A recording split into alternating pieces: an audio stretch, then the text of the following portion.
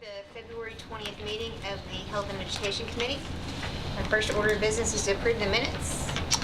Madam Chairman, I've reviewed those minutes. I found them in the order and move that they be approved and presented. Second. Mr. Harrison, second. All in favor? Aye. Very good, thank you. All right, Ms. Garrett, Health Department. Good evening. Bring to you my January report. A couple of things that we have been transitioning, as we've talked about over a couple of these meetings, into electronic medical records at the health department. And we're seeing January start to get back into normal. We started around October. There was some transitioning there. And then in March, this coming up, we'll be transitioning into the EBT cards for our WIC participants. So that's really a big thing for Tennessee, and Mid-Cumberland, Rutherford County will be one of the first to roll that out. They've been piloting it in Wilson County, so hopefully they've worked out all the kinks and we'll start doing that soon. So some big changes in the electronic side of clinical health at the two health departments. We also had our big community baby shower that we do every year. So this is where we target any moms or dads that will be having a baby in the next year. And we teach classes. There's 10 different classes taught through today: basic CPR and what to do when my child's sick, labor and delivery. St. Thomas and Stonecrest come and talk about labor and delivery at their hospitals and what that looks like. Breastfeeding classes.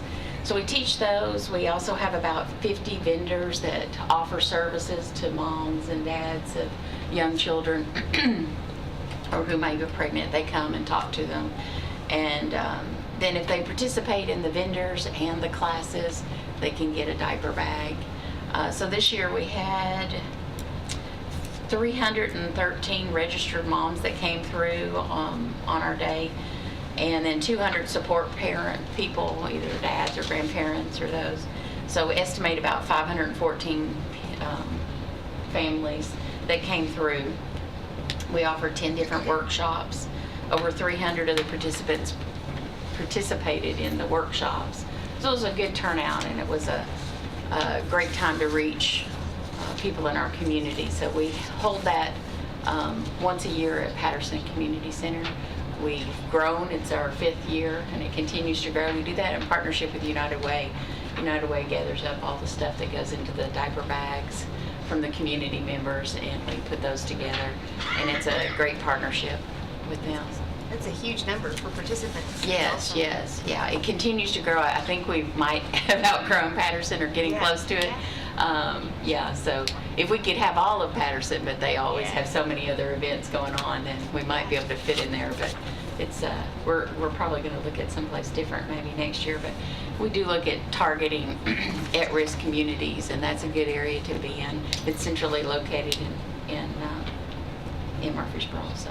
Do you have the nationalities?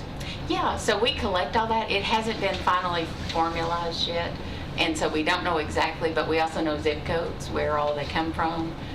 We get them from every zip code in Rutherford County, and even a few from Davidson County, so and Cannon County and some other touching counties. So, but yes, we don't have all that data processed yet, but we do have them fill out a self-report form when they come in, and then we do some assessment on them at the beginning of the class and at the end of the class. Did they actually learn anything? And then, was this a good class? Would you like to have this? What other topics would you like to hear about? Those kinds of things. So, and where did you hear about this? Social media seems to be the biggest one this year. So that seems to be where you want to put your information if you want the community to hear about it. So. That's fantastic. Congratulations. Yeah, thank you. Are there any questions, Ms. Garrett, on the report? I'll entertain a motion. Move to approve the report. Second. All in favor? Aye. Okay.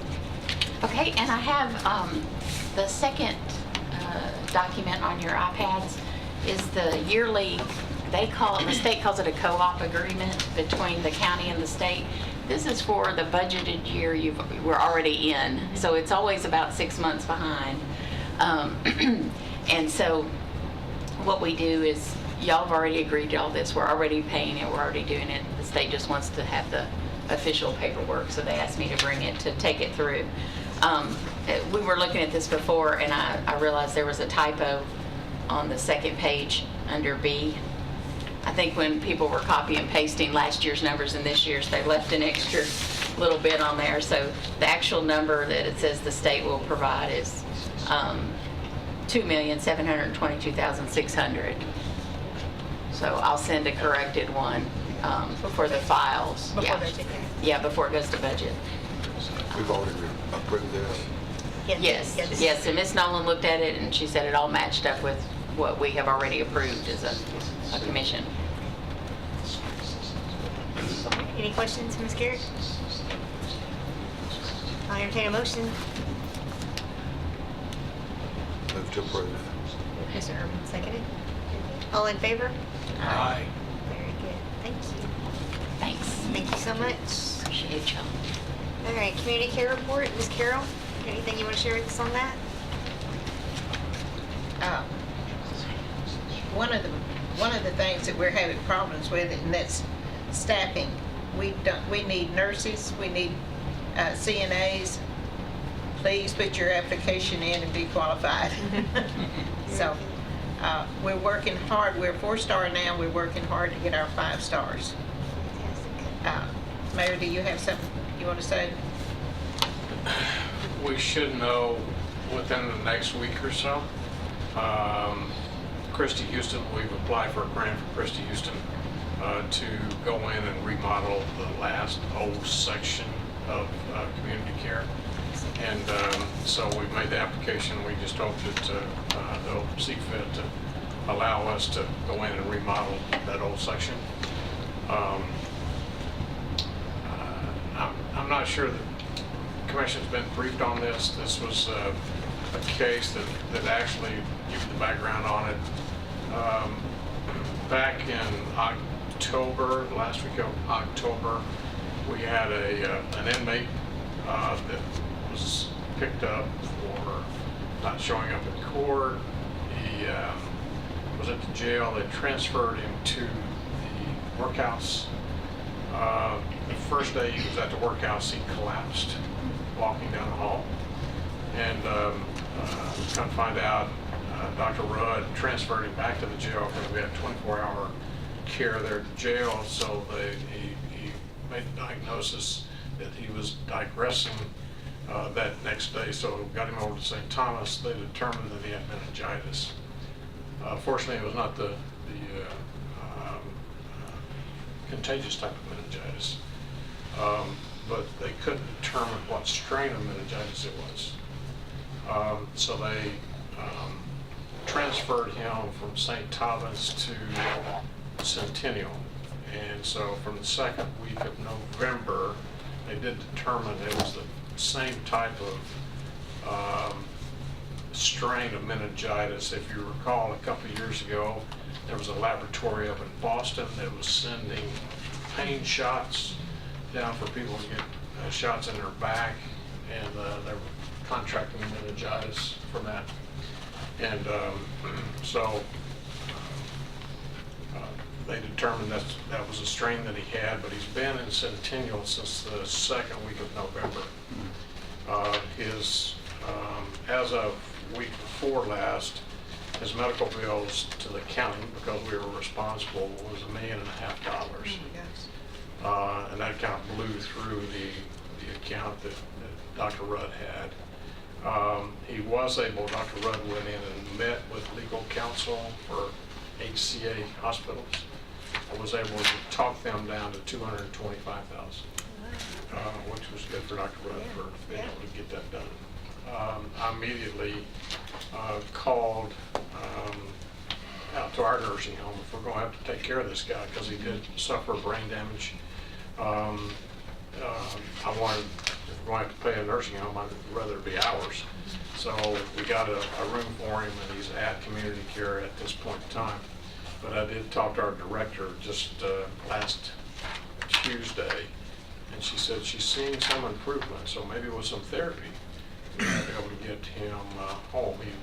He had an old family, he was 37, had a 5-year-old daughter, and I think his grandmother was trying to get power of attorney for him. But just to give you an update on that, we'll probably have to come back and replenish Dr. Rudd's account.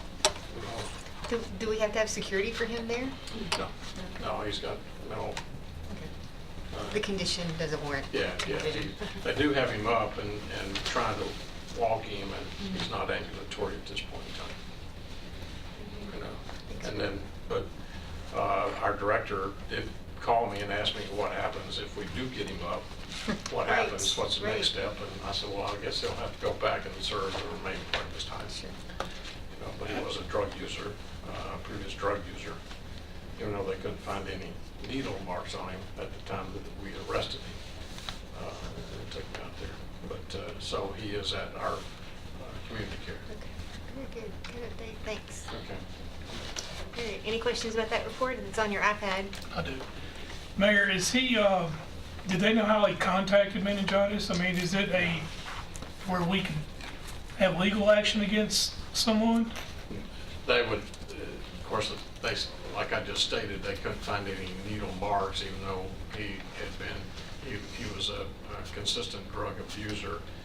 You know, so I would say that's probably where he contracted it. Okay. No questions, I'll entertain a motion. I move to approve the report, Madam Chairman. Second. All in favor? Aye. Very good. All right. Ms. Nolan, special projects. So my report is pretty much just an update. We have no new projects, so it's just a continuation of paying the bills. Shouldn't be very hard. Do you have a copy? I do, with your name on it. This was emailed to everybody in advance, so hopefully if you had any questions, you got a chance to take a look at it. If the school board's request is approved tonight, will those two pieces of property go on this report? Yes, sir, and they are on this report already. It's page 5.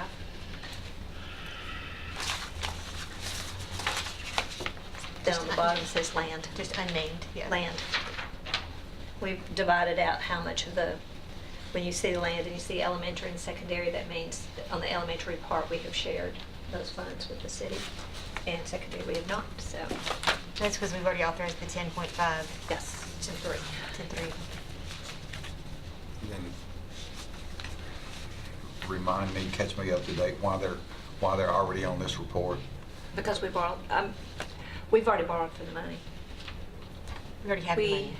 If you remember, that was kind of approved and requested at the end of the last term.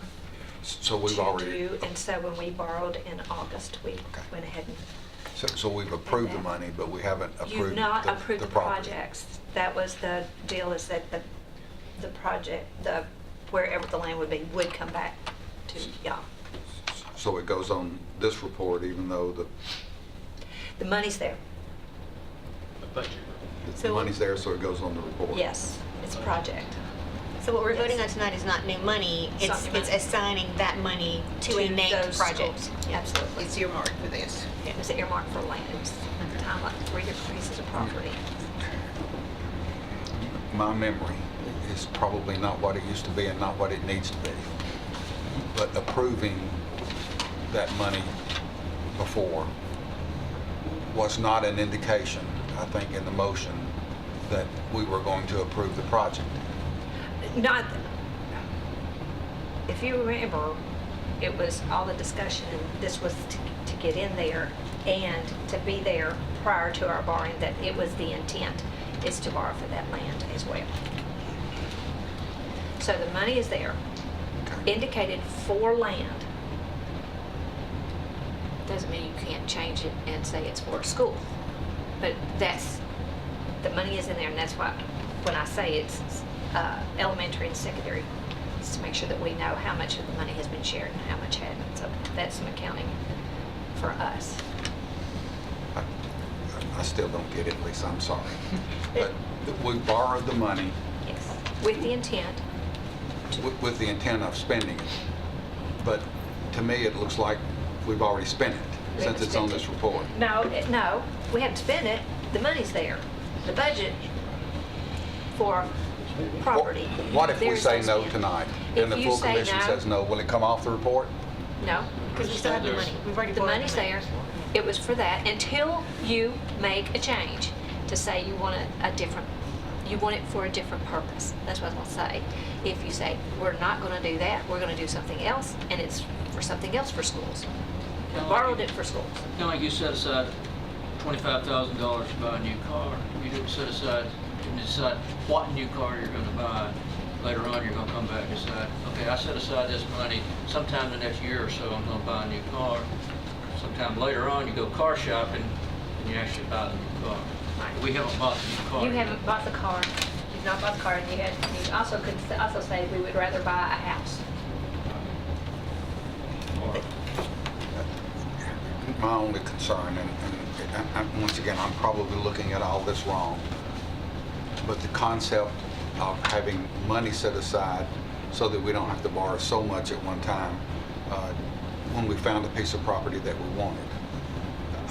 And I remember, my memory is probably not what yours is, but my memory was, we're not approving schools. We're just buying property Right. in case we want to build schools. Right. And You are and- absolutely right. It's- But that means that it still goes on here, right? Yes, it's right here, yes. What if we It's said not. we don't want to build a school there, we want to build a new county building out there? Okay, if it was a county building, Isn't this, as long as, this property belongs to the county, it doesn't belong to the school, correct? correct, And it always will. correct. Okay, so I don't think that when we did this last issue, I think it was 100% schools. I might have some hurdles if the resolution that authorized the borrowing of the money, if it only said schools, it would Okay. need to stay there. Okay. And once again, I'm not saying that none of that will happen. As a matter of fact, I'm pretty sure it probably will. But I just had some heartburn all of a sudden because what I remember, the sequence going to happen didn't look like it was happening here. It looks like we've already approved the project. No, it doesn't say anything, all it says is land. Okay. And that's really all that you approved is Okay. money set aside to purchase property. Okay. And the project that we've titled is land. It's a placeholder until it has a. It will move, I mean, like if, well, at some point, it will move from there into, I would expect to move into a project of the school, and that'd be the land cost. I agree with all that, Lisa, I do. I'm just wondering, what if the county said, no, we're not, the commission, I'm sorry, not the county, but the commission said, no, we don't like one of these pieces of property and we're not going to approve it. That still stays That just stays like it right. is Right. It would still stay here. forever? Until you decide to do something else with it. I'm nervous in the part that my memory is that this bond issue was 100% schools. It was not written in for county. So I would say it needed to be spent in schools. Okay. Now, whether it's property or an addition, we can move that. But it needs to stay. I guess what I'm really kind of driving around at here is when we met with our state legislative delegation, we asked for help from some other departments, the school board being one off, to see that we had alternative taxes. And I haven't heard of anything moving forward in the state. Maybe the mayor's got some update on that for us.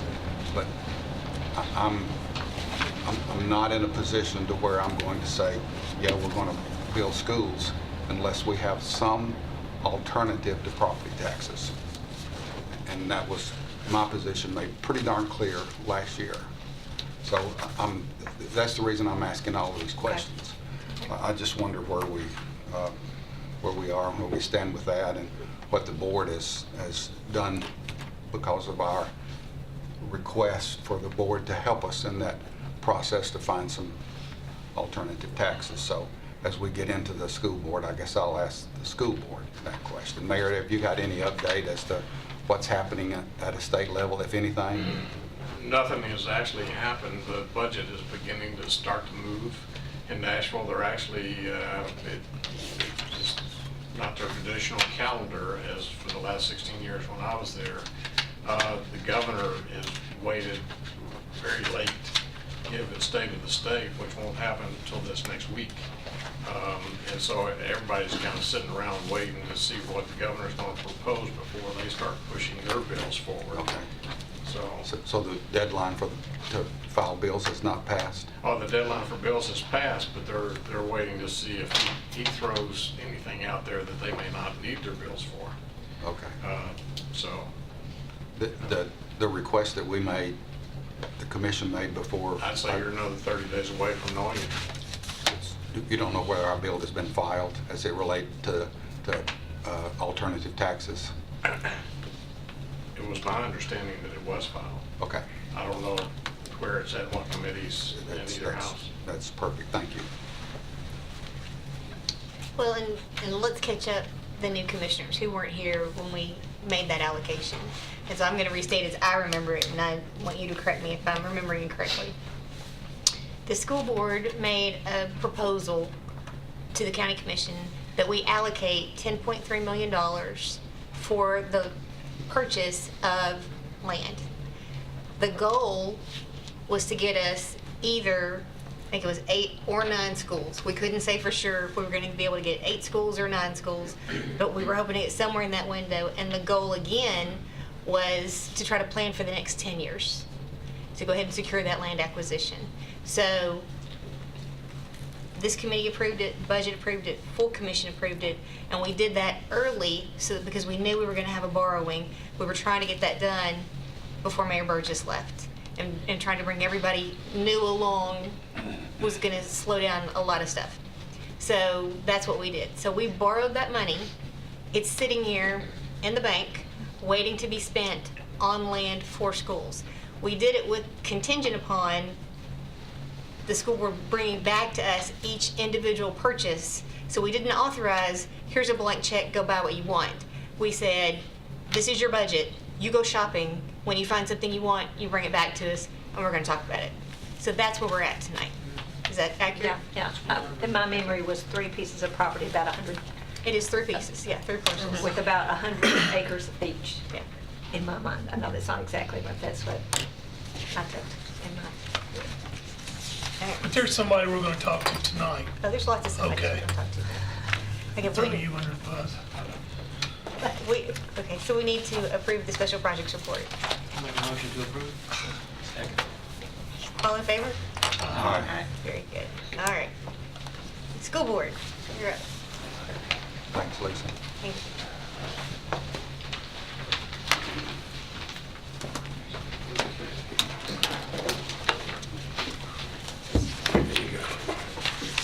Well, now, let's talk property. Since August, we've been looking for property. More sense for us to put these simple things on the agenda. Well, that's what I was thinking. I like a man like you. These amendments, Yeah, let's take maybe let's get these amendments out of the way. Okay, we got a couple of amendments here for the general purpose budget amendment. First one's in accounting. It's function 72510. Well, guess what? Mr. Sandvig will be leaving us in July. We're going to miss him. just 2 different ones. He's done a great job for us, and we're very thankful to have him as long as we did, but it's always going to be a time for someone to leave, so we would like to do the following.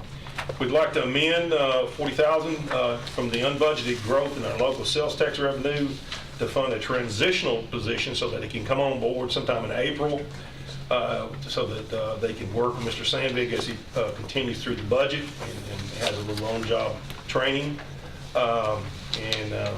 So that's that part there. We're going to go to the next. Yeah. Are they all in the same fund? They are all out of 141. Yeah. Okay, student support function, 72130. This amendment changes the general ledger codes for 6 existing central office-based employees. No new funds or positions are involved. The testing responsibilities were reassigned to our coordinator for data assessment when our safety testing coordinator left in December. We hired Mr. David Krim, who came on board in January to oversee our safety program in this position. It's best recorded in the school support function.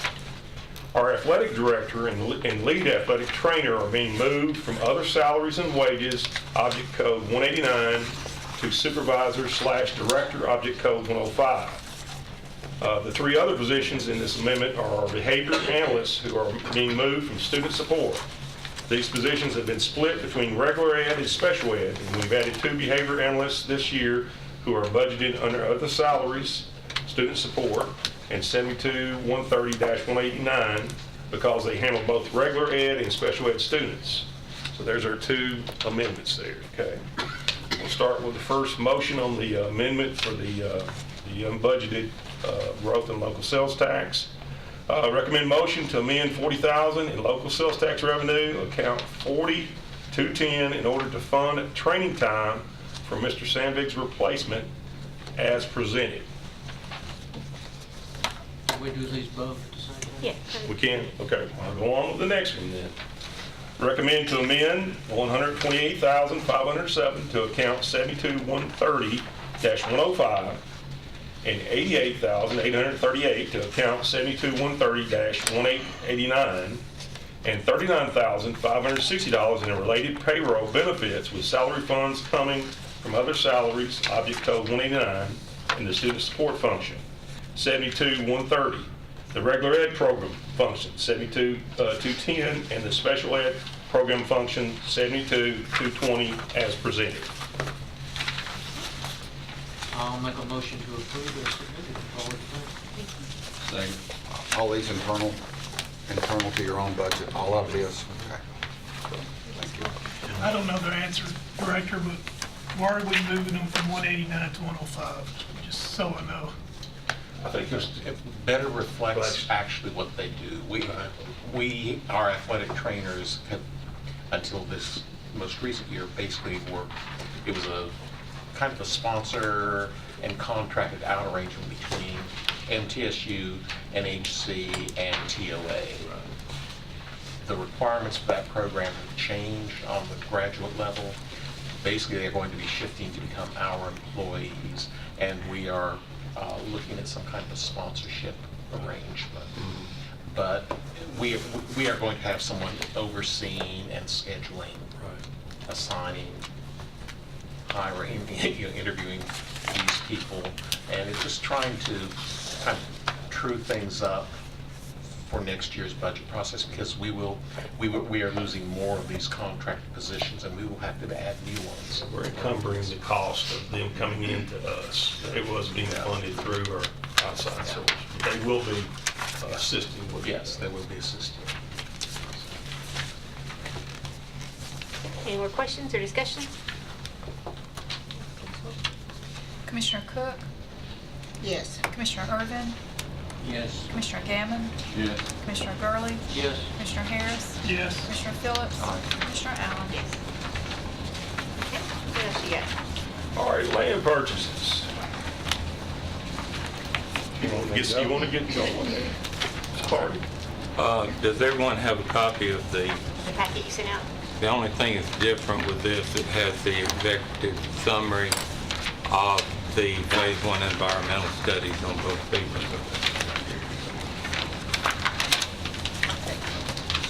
And then while you're handing that out, which one are you going to do first? You're gonna do, We can do Matthews first. okay. I met with our planning office yesterday just to get a better understanding of roads and infrastructure and all of that.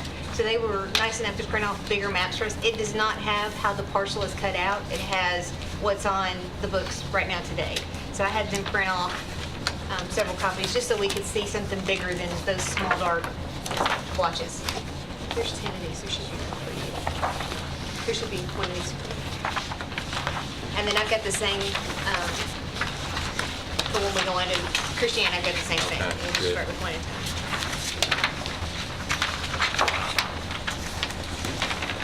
So we've been referring to this as the North 231 site. It consists of 100 acres.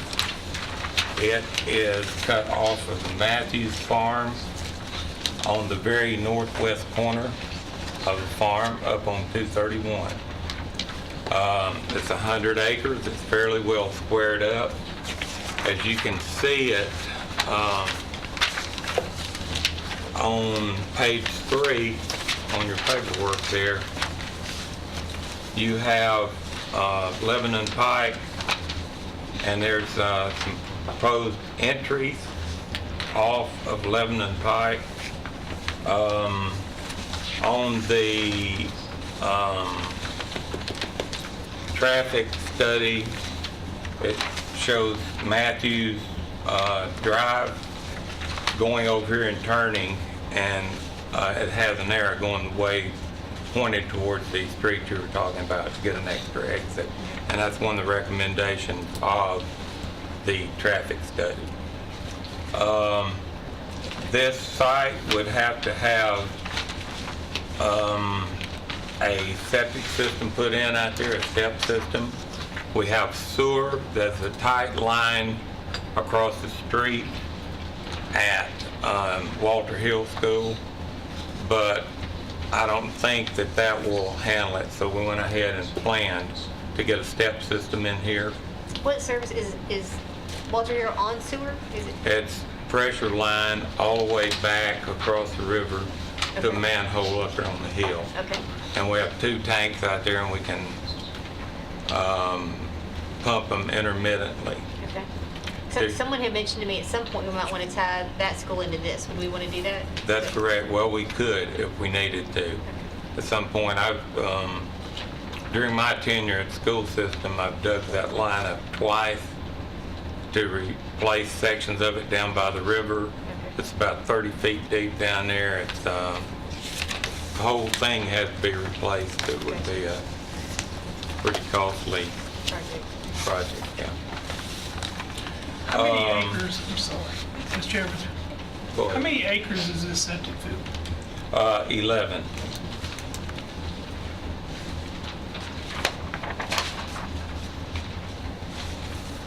And of course, we have the middle school located at the front. We have the high school located at the back. You can see we have the fields on there, and we also have an allotted place for field house and for storage building around that field. At first, we talked about 85 acres, but we went ahead and allotted a little bit more to give more room for the septic, and seems like we're getting more and more stuff on site due to athletics and different things, so we're having to push the envelope out a little bit.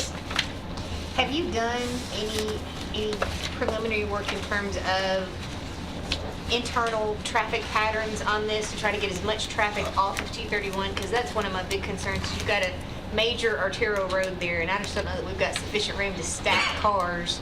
in Well, this there's a area. lot of stacking room Yeah. on Matthews Road. There will be, this is a rough plan. Right, It's not right. I knew it wasn't finalized. But that'll be one of the things, one of the priorities of the That'll site be one plan. of the priorities of the site designer to do that. And also, Mr. Reed is working on the agreement right now with Mr. Matthews. And we are putting in an agreement that we'd like easement if these lanes extend out past, the property that we're buying. Also utility easement. And then we have briefly discussed extending this, an easement for this road to at least get one more way out. Right. And then, at some point, I think there'll be more than that as the development that's beyond it moves that way and the property cut up and sold. My question is, on 231, are you allocating, it looks like the parking area and so on is right very close to 231. Are we allowing any lanes on improving 231? Have we been in discussion with TDOT as to what they We may haven't, we require? have a traffic study, it's a little premature. I mean, we don't know exactly when the school's going there. We don't know, the city has some plans according to the traffic study to even extend Jefferson Pike all the way out to 840 as a 3-lane highway. That's in their major thoroughfare plan? Yes, and some different things are in the working. So we've got, that stuff will just have to be looked at closely. I know it takes a long time, because I know it took a while to get a traffic light at Morton and Alamo, which is a state highway, because TDOT's involved. Right. I really can't see backing traffic up on 231.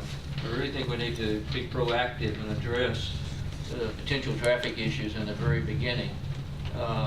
And that is included in the traffic study, that those lanes are added out there. And We those have would turn be lanes and acceleration, deceleration lanes. Exactly. On 231. on 231, yes, sir. Where does this money that we have to do all these improvements on roads and stuff, what account does that come out of? The building account. So it'll be the Capital. building, not this land, or? Yeah, it won't come out of the land, it comes Okay. out of the building.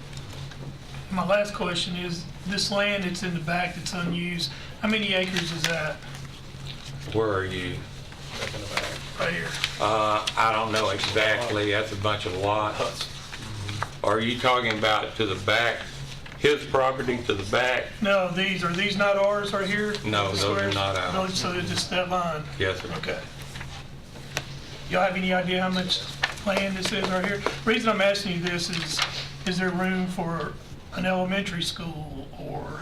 You've got We elementary across the we street. really don't need an elementary school there because we got one that's right across the road. And then there's also one down Wilson. Jefferson Pike at Wilson. The one thing, another question that I do have is, I was reading the report on the property, and it looked like there was some possible sink, and we, of course, we know karst everywhere here and everything.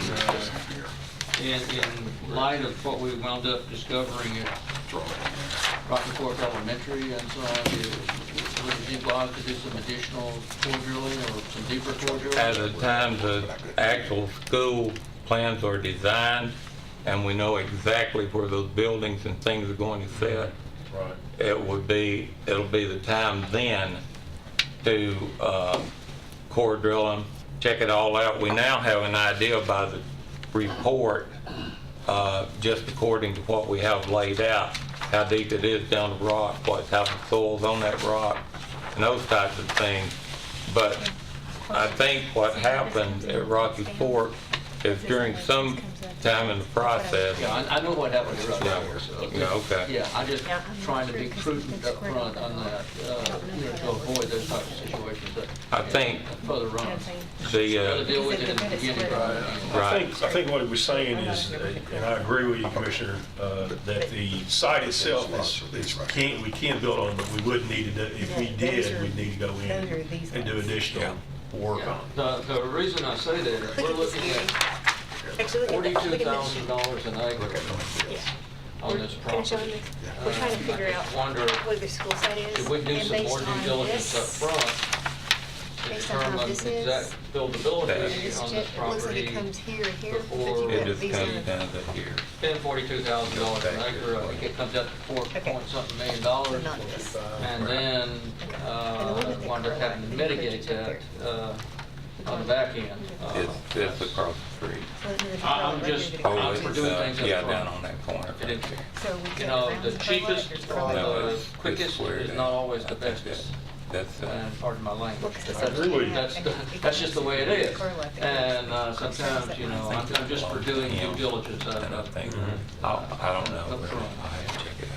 And especially Okay, I in took it light too far. of the expense of That's this where, property. because that, If this property is not as buildable as we might think it is, it may not be worth $42,000 an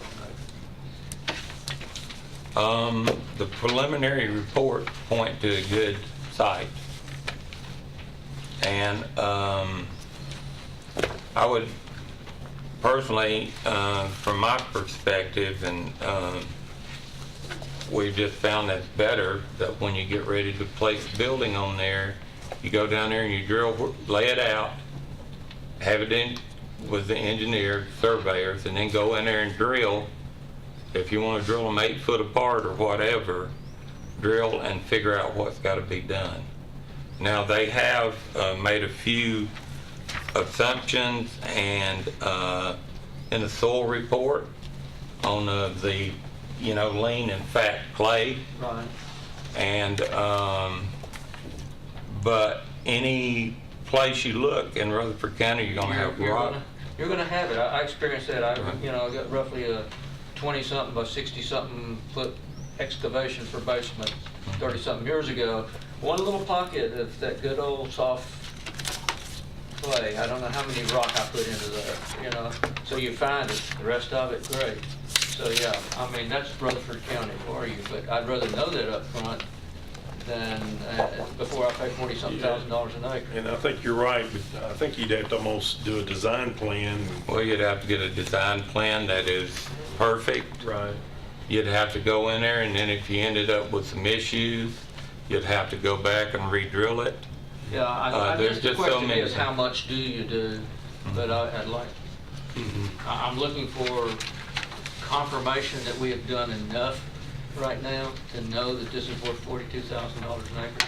I can tell you a lot of the drilling that we've done in the past 15 years, that this is one of the better lots that we have been on.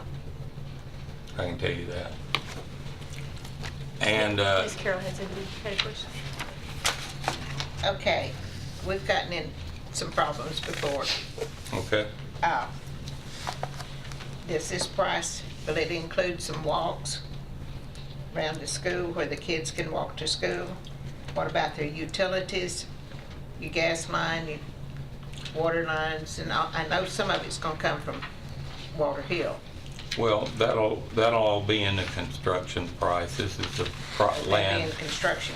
Yeah, What this about the is- flooding area? Well, there's a drain that stopped up down there, but on our plans now, we have that as detention. It's acting as detention now, so it'll be detention after the site's built. What is it assessed for now?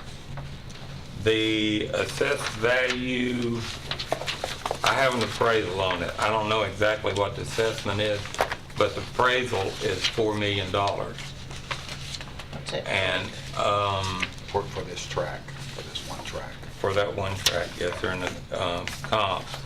Now, let me just go over a couple things with you. In 1985, we paid $8,600 an acre for the property for Smyrna High School and $5,600 for Laverne High School. As you come down, the Rock Springs Elementary, we paid $12,000 for it.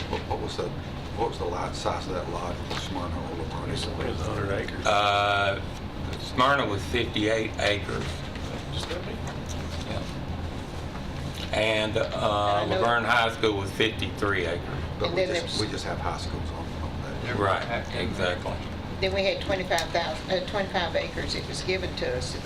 The school board sold and used it elsewhere, Yeah. which was given for the Laverne. It was used elsewhere. The Goodloe property, where Laverne Middle is, we gave $16,000, and that was in 2002. Come on down to Brown property, we gave $18,800 for that, and that's out there at Rockville, what Rockville's on. That was 2006. What page are you looking at? I'm sorry. Oh, it's just something that I printed off today. I didn't make a copy of it. And these were Lisa's figures, by the way, that I'd gotten from her some time back, and I just happened to think about it late today and printed it off. Baker Road property, At Browns Chapel, 6.5 acres, that was 45,000, and then 11 acres of it was 29.5. But they also donated some property for the step system that we put in out there, and partnered with us to pick up all those houses back there behind the school. Then we come on down to Whitworth Buchanan. We paid $40,115 an acre for that. And we have 2 sites out there for school. Come down to the Elrod and Hutchinson land where Oakland Middle's setting. We paid $42,900 and $45,500 for that. There is, That was in the city? Both those Yeah. were within the city limits? yeah, which anytime you get away from building in the city, But they didn't you say save at the money. time we built it. So it yeah, was. you save money because of all the requirements above what the fire marshal puts on you, that the city puts on you, say. Coming down to Whitworth Buchanan, we purchased property out there for extra 5.5 acres for the annex that will need to be added someday. We gave $71,500 per acre for that. Come down to Oakland Middle School, we had to come back and buy the property across the street for ball fields on that creek over there, and that was $61,000 an acre in the city. Rocky Fork Middle in 2015 was $35,000 an acre, and Rocky Fork Elementary, of course, was $35,000. So that's the history of what we've paid over the years from 1995 up until most recent date. Let me ask you this about that, too, because just like the 2 parcels that we're considering today, all land is not created equal. And some land is good land, and it's, like we're dealing with the Matthews, where you've got major infrastructure, accessible and close, and good soils, versus a more remote location where you're going to pay less because you're going to have to do more work to bring it up to what you need it to be. So would you say what's comparable in terms of these 2? Are you anticipating that you're going to have to invest so much to bring Christiana up that the equity is going to be close? Or I'm trying to determine value is what I'm trying to do. Well, actually, on Christiana, we're buying the best property off of the place. It's 150 acres that is not in the floodplain. And there are 3 different roads to get on out there. And as the schools progress, we can add those roads because the easement will be written in the deed for those 3 different roads. You can come out on Sledge Road, come out on Plainview and Hoover Gap, and then around on Hoover Gap. And there's even a possible way to come out on Miller out there. It's fat clay. The soil quality in that one wasn't as good. Ma'am? The soil quality in Yeah, that one it's wasn't poor. as good. It's poor. So there'll have to be some extra work done on figuring out the foundations and how it needs to be done. So knowing what you know about land acquisition and what it costs for infrastructure and site prep and those things, talk to us about justifying the price on the Matthews, because I think that's what we're trying to reconcile. Well, I think there's enough fill on both sides to do, particularly when we start digging detention out and those types of things. The Matthews site rolls to the front, and so does the other piece. Let me give you a little history on 10 Oak Downs. And some of you as commissioners may remember this, but in about 2006, they brought that to us, to the Planning Commission, and to the commission, and told us they were going to give us a piece of property off of that for an elementary school. Well, the economy went south. That deal fell through. Some developers just dropped out and those types of things. Also, across the road, not very far from it, we were going to receive another piece of property from one of the local developers. Well, we gave that piece back to him because it was in the floodplain. We didn't want it. The school board made that decision. So actually, this piece of property out there at 10 Oak Down is in the, with all this road frontage on all sides, on at least 3 sides of it, has kind of been on the radar for some time. We looked at another piece out there that I could have gotten for $8,000 an acre. But the issue was there's no soil on it to put the step system in. So we had to, and I believe you probably saw that one. A lot of people saw it that are on the commission. And it would have supported maybe a house or something, but it was just no soil on it. But this piece of property that is there now has access to the city sewer within 1,800 feet. And there's 3 different ways that it can come in, and we can choose the cheapest route. Or we're also buying most of the good soil that we can use for a step system if we need it, and whichever is the cheapest way to go. So I think a lot of it, the difference in the price has to do with the area, what the going price is in those areas. And for instance, I believe the Matthews property is desirable. It's worth paying.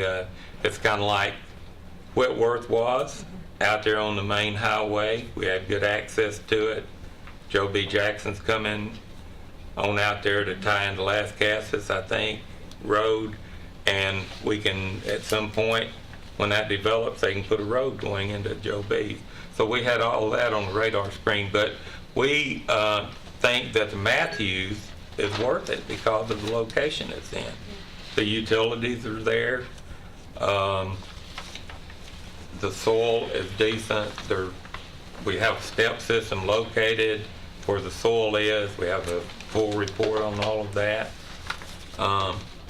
So I just think that the area that they're in has a lot to do with the price. And the comps that Mr. Sullivan did for us tells the story on the pricing.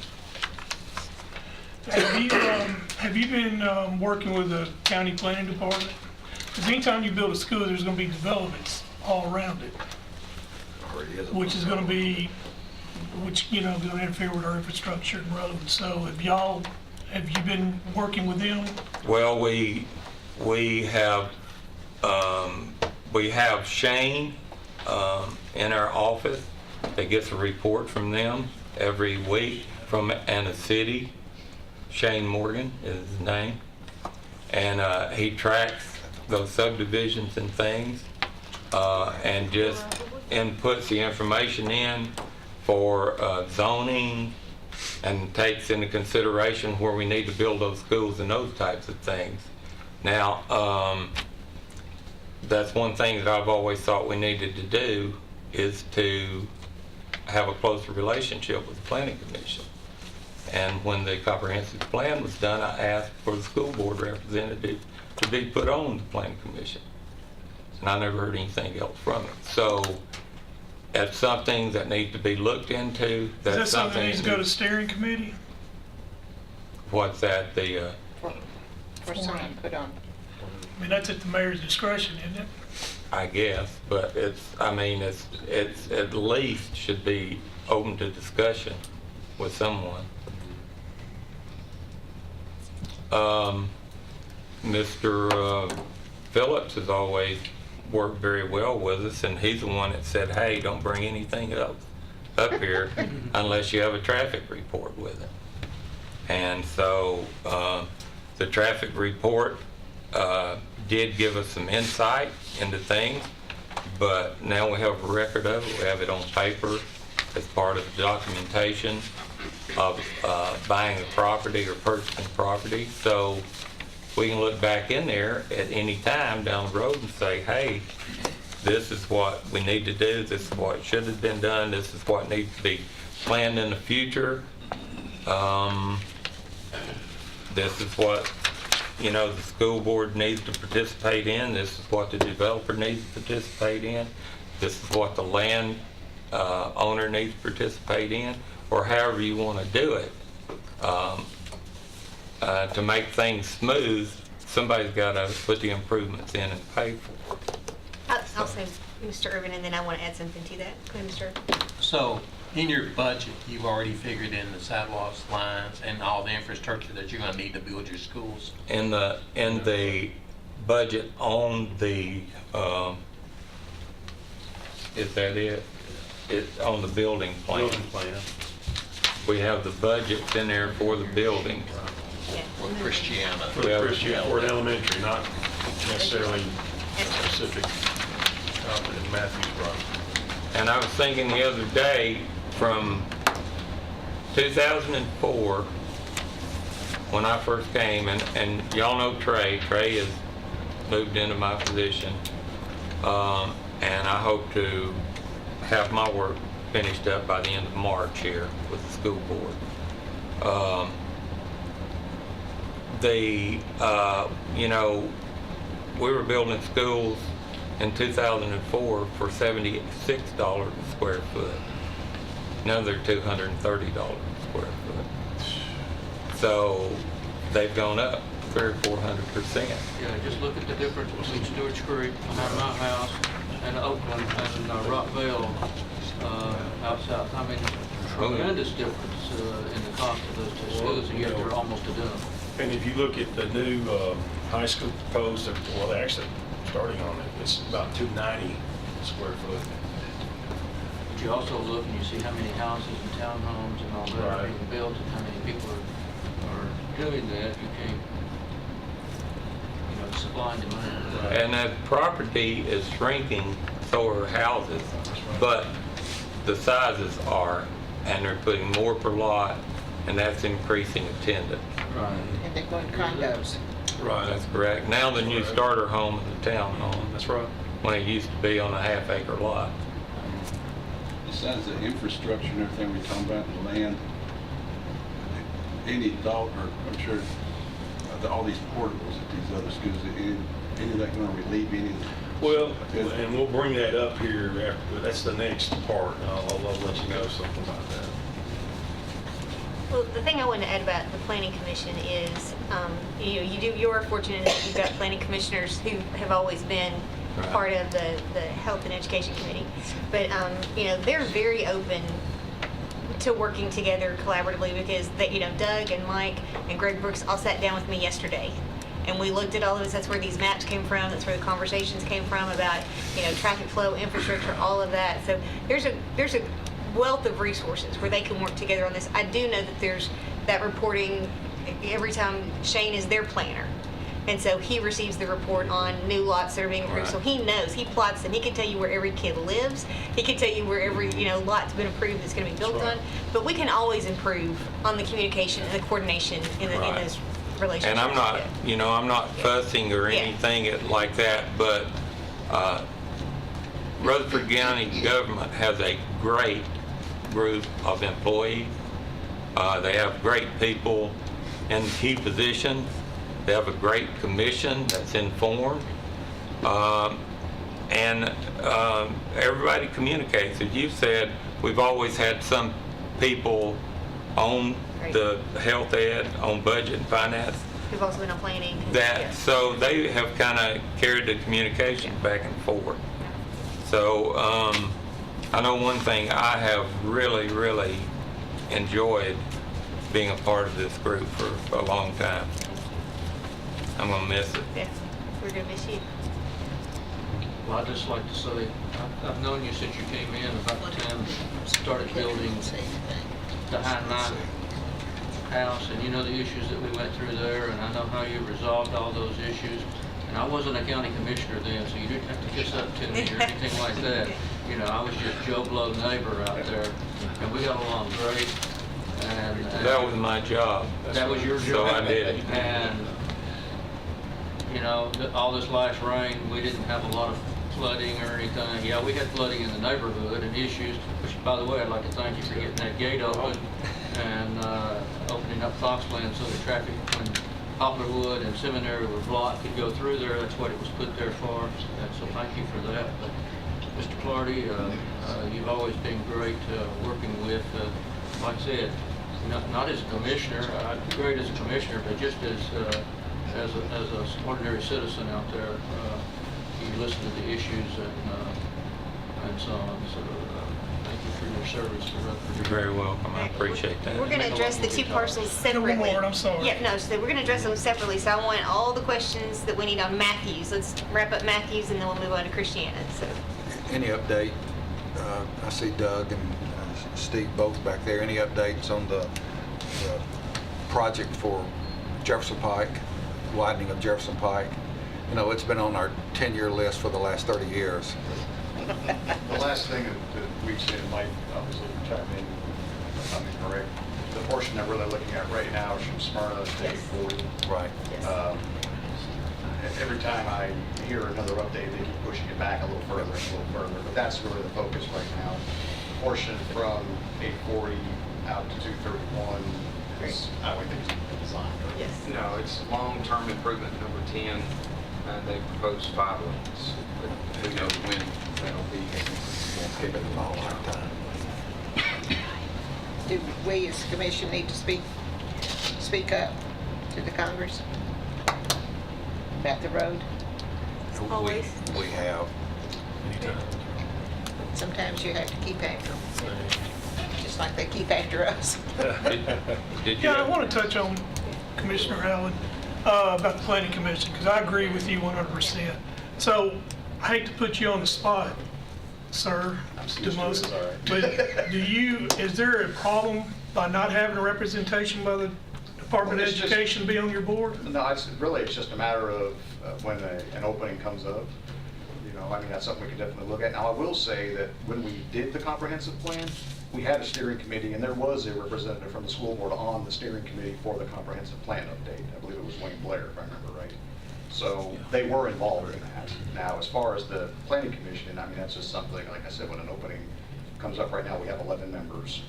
You're allowed to have up to 15 according to state law, but we used to have that many, but we brought it down to 11. So, I mean, that's something we can certainly look at. It's just not involved. Need an odd number. Yes, ma'am. Okay. What else do you need to know about Matthews? You ready for it? Let me just follow up on that just a little bit. That a school board member or doesn't have to be a member of the planning commission. They can attend those meetings and they can have input at those meetings. And that happened a long time ago, but for some reason, the school board person that was assigned to attend those meetings stopped attending. I think the invitation was still sent out, but the school board is the one that stopped attending. Now, I'm not sure if you're wanting something any different than that. I may have a little bit of problem with that, but I think that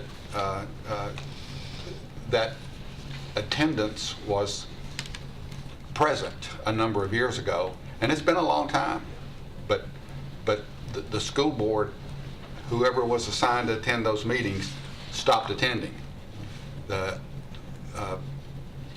planning commission, which I've been on for over 24 years, still sent out the invitation, and the school board is the one that stopped attending. So I don't mean to point my finger at you, but you tend to point your finger at the planning commission a minute ago, so I'm going to turn it right back on you guys. Okay. You don't have to be a member of that board to have input, just like Greg Brooks is there, and he has input all the time. And CED comes. thank you.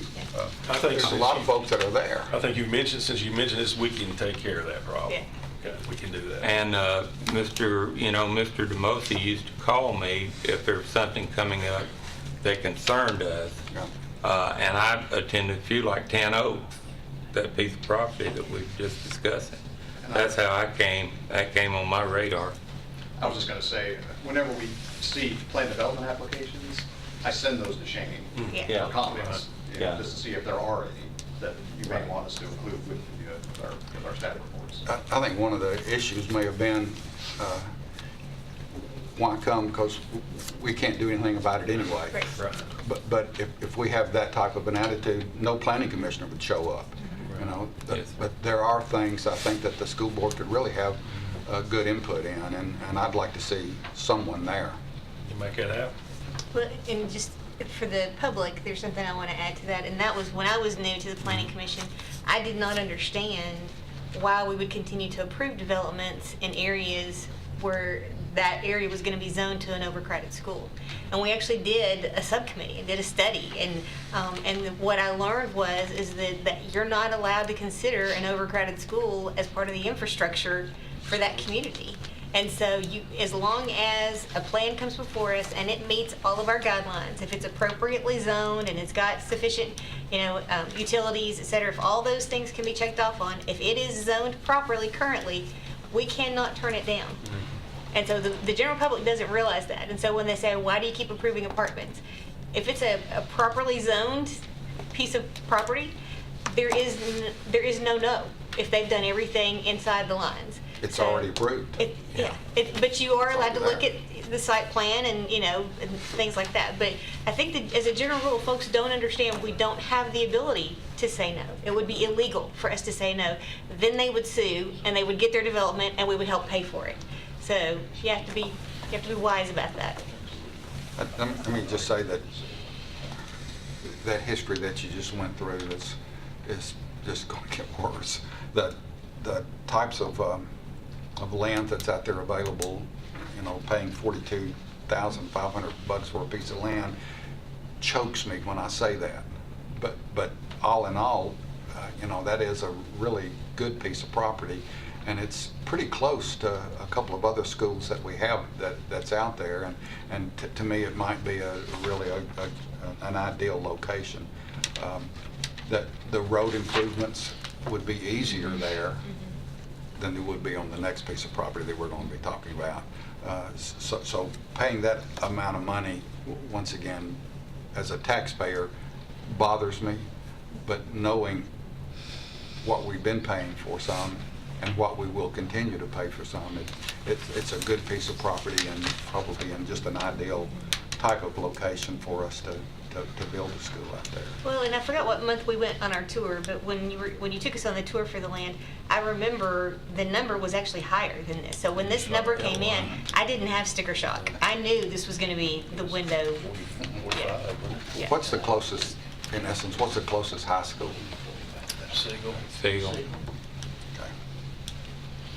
So if and when we build a high school out there, we'll be drawing probably from Siegel, probably from Oakland as well, correct? That's correct. Okay. What is your study showing? On the, Like, growth. like when you're gonna have to do this, yeah.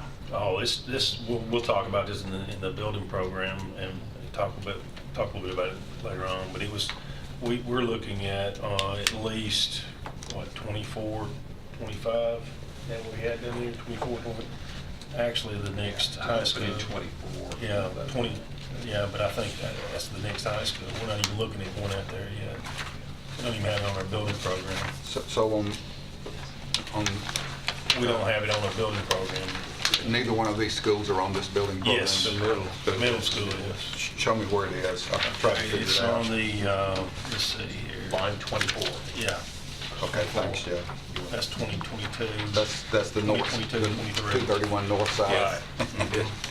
That's right. I just keep calling it Walter Hill because. Yeah, I hear you.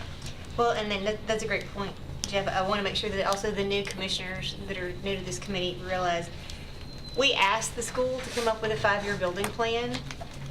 We know, depending upon growth, they can really only see about 2 years out. Yes. So this is a fluid plan. This is not in concrete. This is not in stone. So we do the best we can to plan for the growth that's coming, but just know none of these numbers are absolute. And same way with the projections on the numbers of the cost. What you see in blue are the things that have already been funded.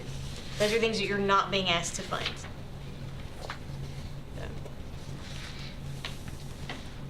Okay. Any more questions about Matthews?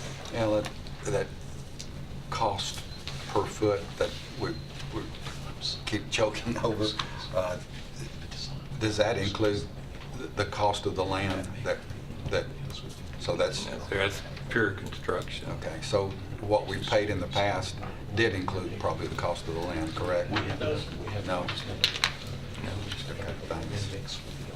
So we are comparing apples to apples. Yes, sir, we are.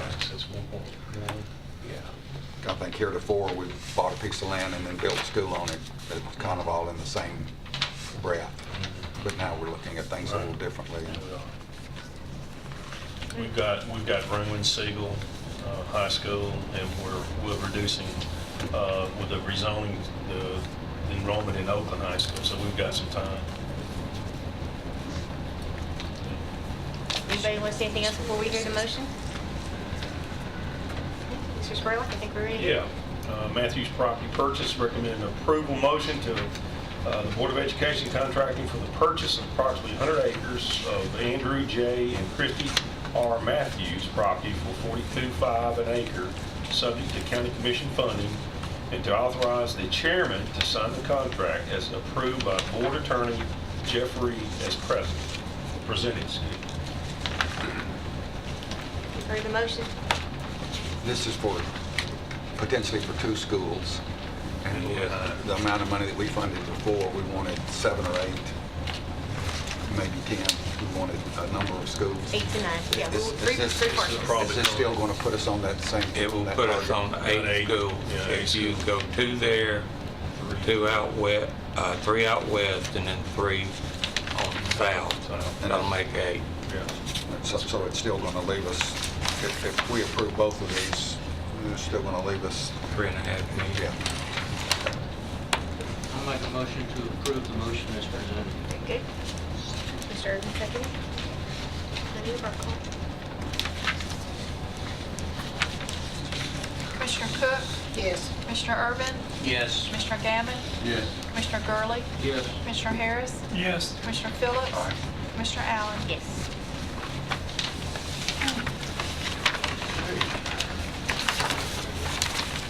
The next piece of property is going to be the property out in the Christiana area.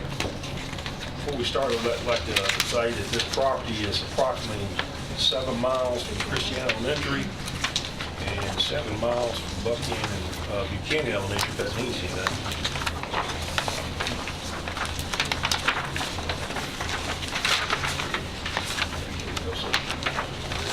7 miles from what? Christiana Elementary and about approximately 7 miles Buchanan. How about a high school? We'll have a high school. 3 schools. Yeah, but what's the closest one? Riverdale? Riverdale. That's probably what. And Whitworth, Buchanan will be fairly close too. So it should take care of that area. Kind of overlap with those two.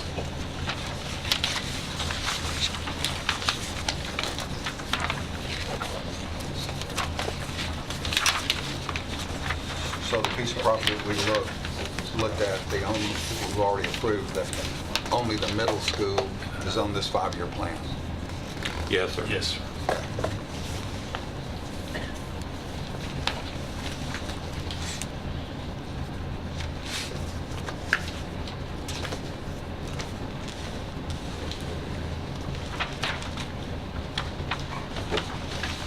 Mr. Spurlock, Mr. Hardy?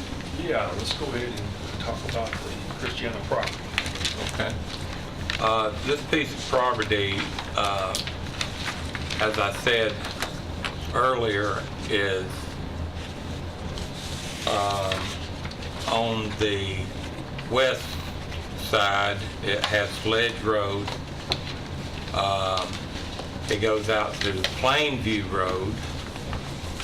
Then it comes along to and hits Christiana, where Christiana, Plainview, and Hoover Gap Road tees in.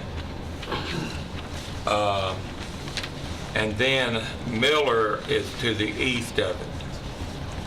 So there's a possibility that we're showing right now is getting out on Hoover Gap, getting out on Christiana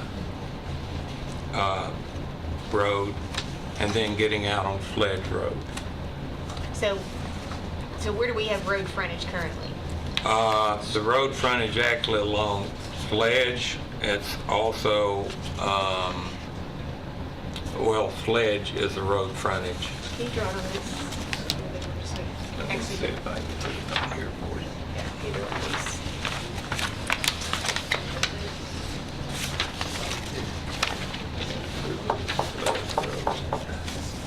How much of this land is low and retains water as a drainage issue?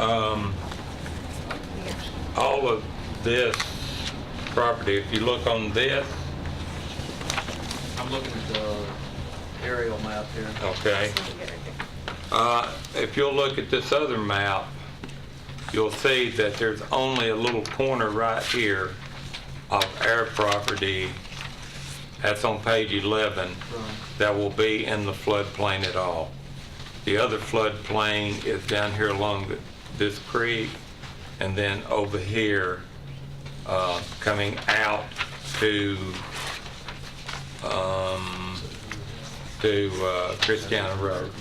Yeah, I'm really more concerned about finding water or water that doesn't drain anywhere, because I've traveled this area out through there going to the Glenshire Power site many times. Right. So I've seen it various times after we've had heavy rains on water standing in parts of it. So I'm just wanting reassurance that this property. I went out there the other day when the rain was pouring down, And it was good. and there's no water standing on it. All I need to hear. That portion, it is in what the 100-year floodplain, it's in the 100-year floodplain.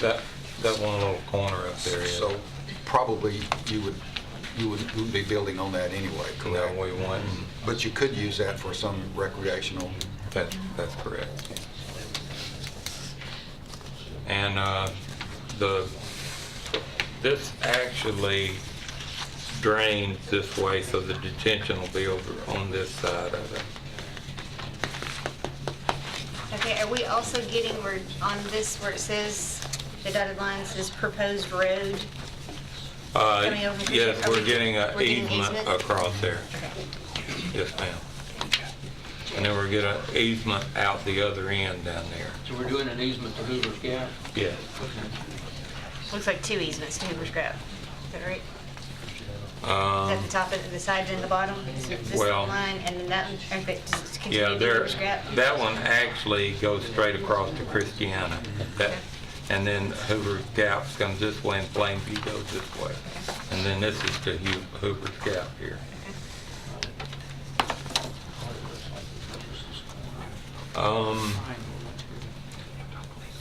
Out of that entire tract, that's the best property on that entire tract. You feel good about getting 3 schools out there? And talk to me again, because this is so far out, talk to me about the availability of infrastructure in terms of where's the water, where's the electricity, where's all that? We filed a, for service for water, for the utility company Consolidated to do the engineering to see what we gave them our requirements. They're currently laying pipe in the area, and whatever the difference is and what it costs to upgrade to what we need is all we'll pay for. Okay. We won't pay for the initial that they were laying in. Okay. So I don't know what it'll take yet until we get that back, but I do have the paperwork in here where I've paid them $1,000 to the fee to get that all started. Well, because I do know when we start to get this far out in terms of water, and sometimes you can do service, but you don't have enough for fire suppression, and so that's the kind of thing I'm just concerned about. For 3 schools, it's going to take a big line to do all that. Upgrading the water lines. Yes. Right. It's an upgrade in water lines, but also we have Done things like put in a pump before if we needed it, as long as we have the volume so we can get it out there. We've actually That's put always in one of their some, issues, is having enough volume to keep the line flushed and keep the right, pressure good. and they'll give us what we need. Okay. They're in the process of working that out now. Okay. And then where's your electricity in relation? It's over there, it's coming in two ways. It's coming in over there off Sledge, and it's coming down Christiana. Okay. And it's sufficient? And, yeah, and we won't have any trouble with Middle Tennessee Electric. They've always been really good to us. What's the condition of those roads? We've had some development to go in out there and some commercial development to go in out there, and most of the talk has been on traffic and the condition of the roads, and that would be, what do you foresee? What do we need to do to improve those roads to? I think you're gonna have to put a couple lanes to those roads in the areas where we're coming out. I know Hooper Gap has been, the shoulders have been extended out on it recently and paved. So like you're talking about adding lanes here, Yeah, here, would be right to Ebbs Mill, is that correct? yeah. We're talking about running from a wider road point or just in front of the school entrances? Well, it will be whatever the traffic calculates out as the schools go on.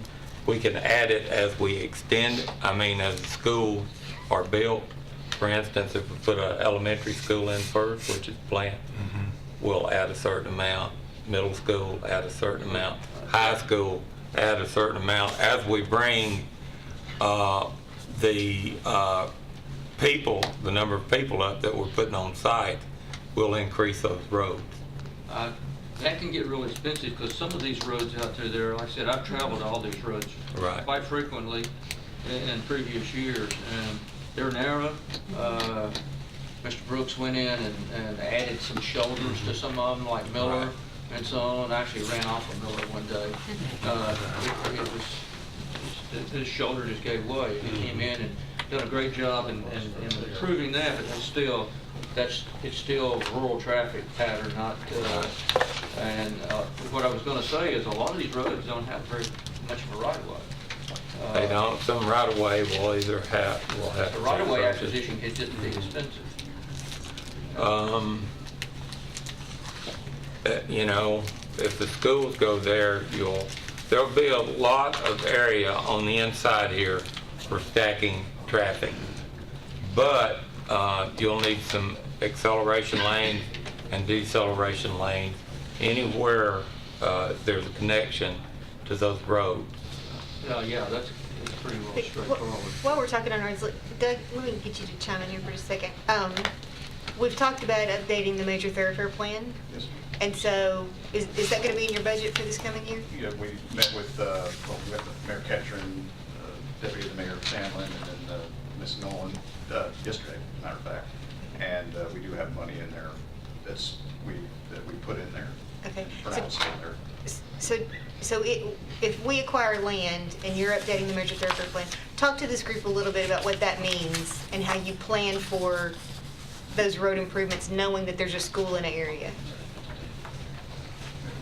Yeah, come on up, Doug.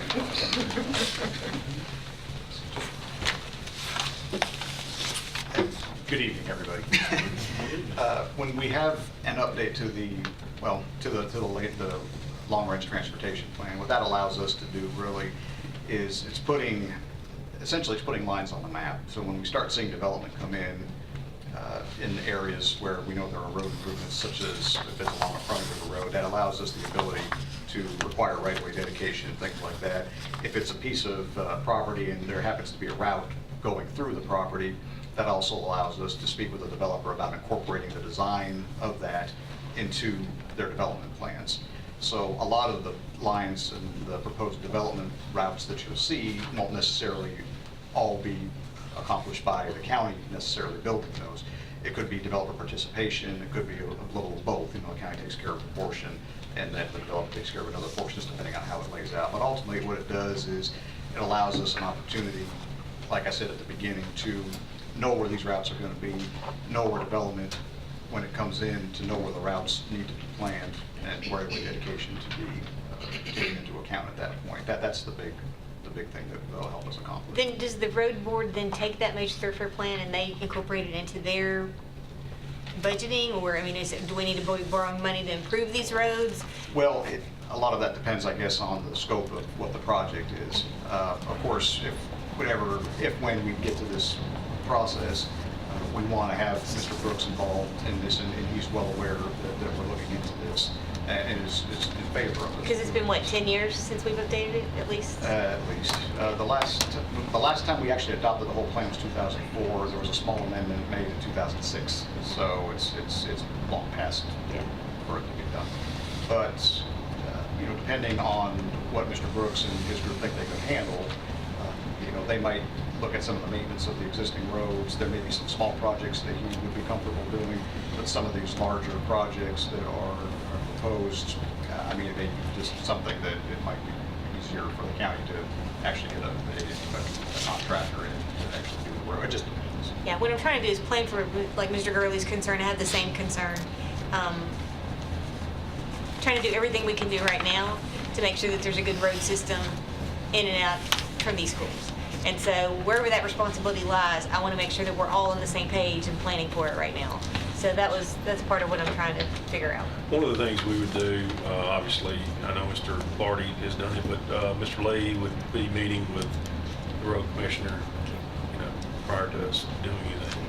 And then I think it's important too to come to the commission when you're doing your, Absolutely. you're borrowing even for the school, and working in these numbers, if we need to have, money for roads, we need to know that. And then that goes back directly to Commissioner Phillips' concern all along, which was we've not sufficiently planned for roads. Yeah, just keep in mind, I think this was mentioned last July or August, whenever we did it. The borrowing needs to take place with the road, because we have to share. That's right. That's exactly right. Yes. But we need to plan for it as part of the project. Yeah. And I will add to that as well, something that Commissioner Gurley said just a few moments ago about the right-of-way, there not being a lot of right-of-way in some of these areas. In the more rural areas, you also see a lot of situations where the property line actually goes to the center of the road, where you don't necessarily have right-of-way, you have prescripted easement. And we looked at that yesterday. That's a lot of these roads out there. Exactly. Started out on the wagon trail. Yeah, it's County 25 sometimes foot took it over, and in some cases, the state took it over. They don't have right-of-way dedication. Yeah, so that can be a time-consuming and expensive process, just getting the right-of-way that you need for those roads. But you don't ignore it just because you don't have it. We still have to put it on the radar. That's true. On a piece of property like this, that has to be a part of the plan. And I don't see any building going on this piece of property on this plan here. But if it were out there on a 10-year plan, then the process of widening those roads or making access to that property at least more doable than that process of widening those roads. And what that takes is mostly condemnation and going through all that process. That probably needs to start long in advance of the building process.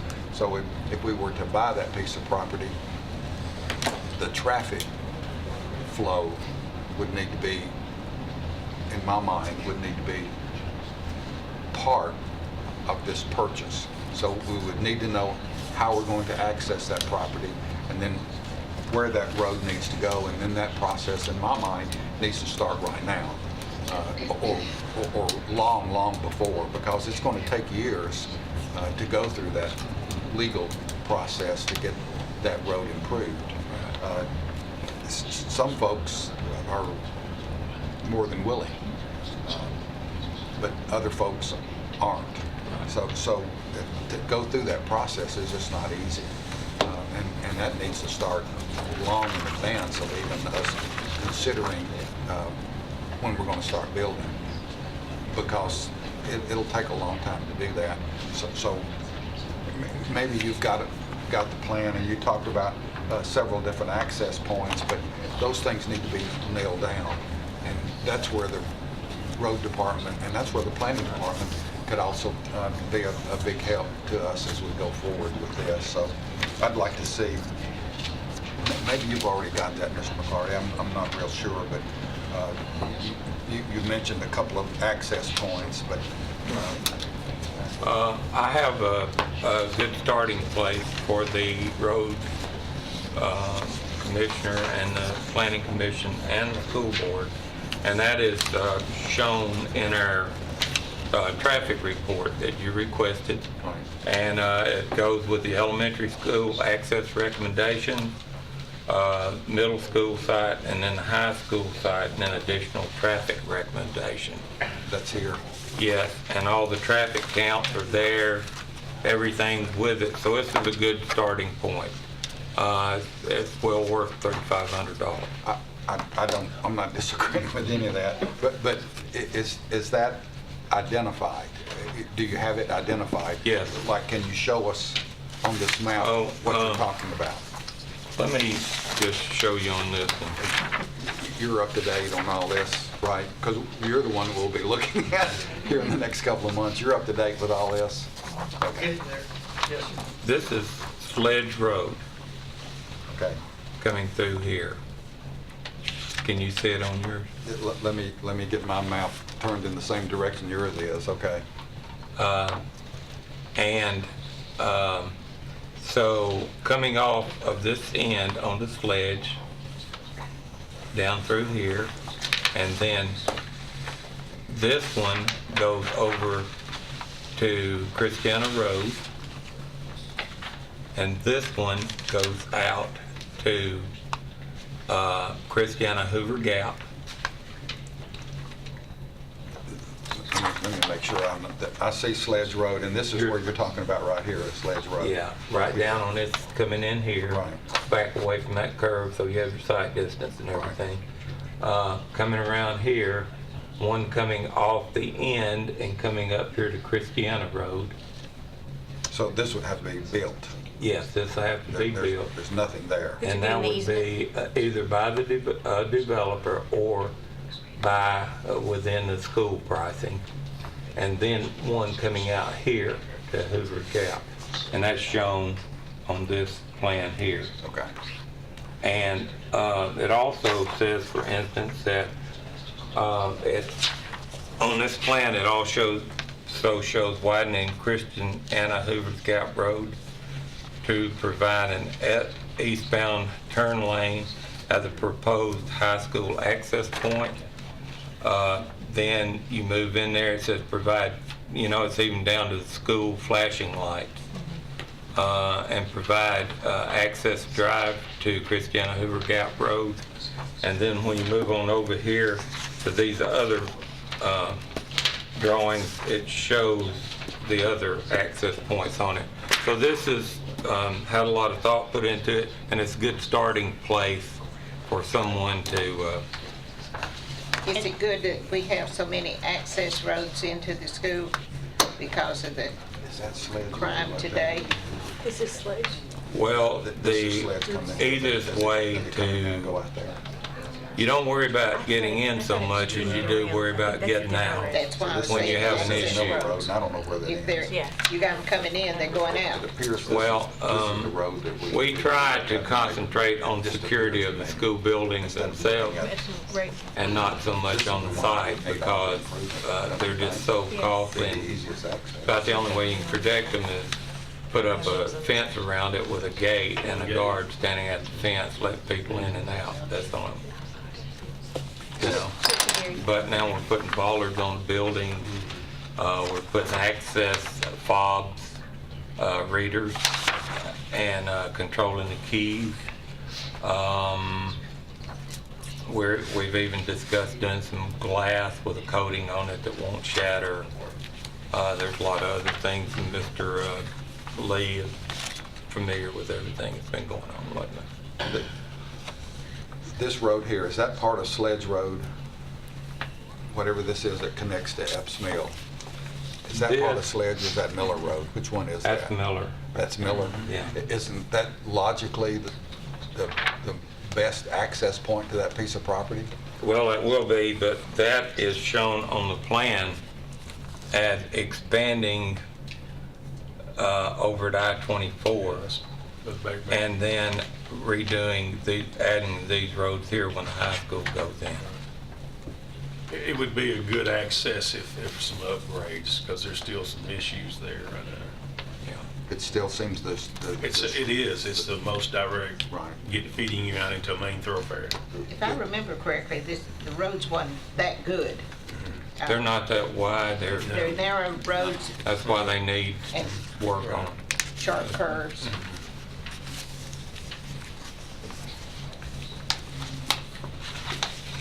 What else you need to know?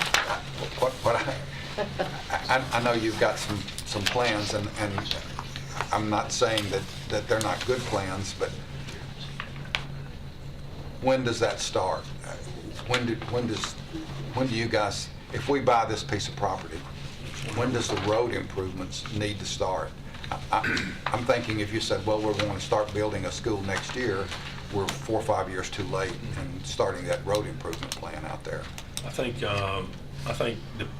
what we're looking at is an elementary school. Okay. First.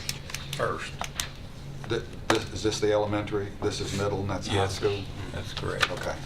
So, and that sits on that piece of property like this or like this? It's like this. So it's like, that. it's like, oh yeah, that's that. Yeah. So the elementary is closer to Epps Mill. Why wouldn't you deal with that extension right there first? Why wouldn't that be the first I thing don't know that what you the do? traffic report says. Is that what is it? He recommends providing some lane on the road out there at Sledge because of the load. Okay. Well, and Jeff, this is one of those pieces where I think as a commission, I think it's really going to be us who are going to have to decide how we're going to coordinate a lot of these road improvements and where that responsibility lives, because it's not necessarily the school's responsibility to take on a road project to improve from Epps Mill to the school site. I mean, they really take on the scope of the school in that area. But I do think it's important that we do the coordination we talked about with engineering, with planning, and with Greg Brooks, and we make sure that we come up with the funding, and we make a point person who's going to be, acquiring right of way, and this, again, that's outside the scope of what we would expect the school to do. So, but that's got to stay on somebody's mind, and we've not clearly handed that responsibility to anybody when a school's coming in before. So this is going to be our first time to be doing it, and so I think we're going to have to figure out how we're going to do it. Yeah. I agree with everything that you said, but still, before we do anything, I want to have a kind of a more clear understanding of what the needs are for that piece of property for us to be able to get to it. There are traffic issues at that intersection, that I-24 intersection right now, and there have been major ones. And I think we've made some improvements, haven't we, Doug, to that Epps Mill Road? Not really? On the other side, we worked with the city to try to do something to improve traffic flow on the other side. There was an issue getting from there to, Truck stop. 41? yeah, And yeah. there was, they've realigned, that where Miller Road comes out, they Yeah. kind of moved that over several years back. And you're exactly And then right. they- They're recommending when before the high school goes in, to put a new north-south access road. Right past the Dollar General that they built out there on Epps Mill, there is a road that was built right next to that, which is probably what Mr. Clark is talking about right in that area. But I think that was the intent of that at some point, was that would be kind of the beginning of another north-south connector road between Epps Mill and down towards Sledge. And during heavy rain, Epps Mill down there where there's a creek that crosses, I've been up down there on water rescues before, it does flood. Subdivision just on the other side of that does flood, completely cut off at times. So I've been out there during my term of employment on water And that's rescue. the area that we were given that piece of property. So You were given that? Yes. I'm good, why you turned it down. School board turned it down. Wise choice. So the elementary school, is that in Rome's plan? Is that It's on, 28? Is that line 28? let's see here, it's on 13 there, 2020, 2021. It's impacting 4 schools. Line 13, okay. It is. So you want a building open on that thing in 2 years? Absolutely. All right, Gary, you have your pen.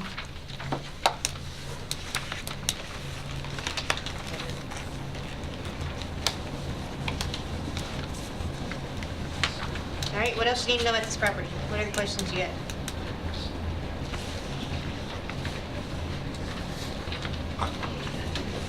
I like the piece of property. I really like the price of it, and I think it's probably in an area that is needed.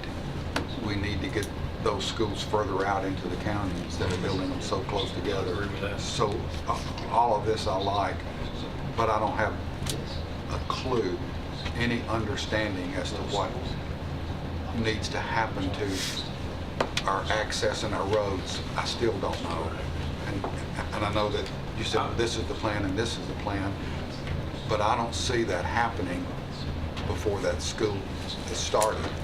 And Commissioner, if I could, I think I agree with you. I think on the land prior to us, I mean prior to us actually building, we do need to go back and get with our road people and identify, especially as we step this thing, starting with elementary and going forward. But I would agree with you on that. We do need to do that, and I think this is just a piece of the puzzle. I think there needs to be more extensive work done there. But what we want to do is, and we'll get this here a little bit later on, is when we look at some schools that's impacted by the possibility of this. Now, this may, we put this down here as a point that we're shooting for, but it's always going to be predicated on, obviously, you approving the purchase of land, you approving the building program, the study of the roads and things of that nature.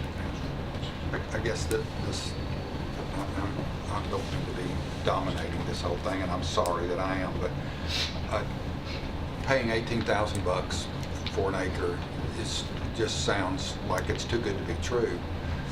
But if you turn around and pay hundreds of thousands of dollars for roads improvement, it's going to make the piece of property a lot more expensive.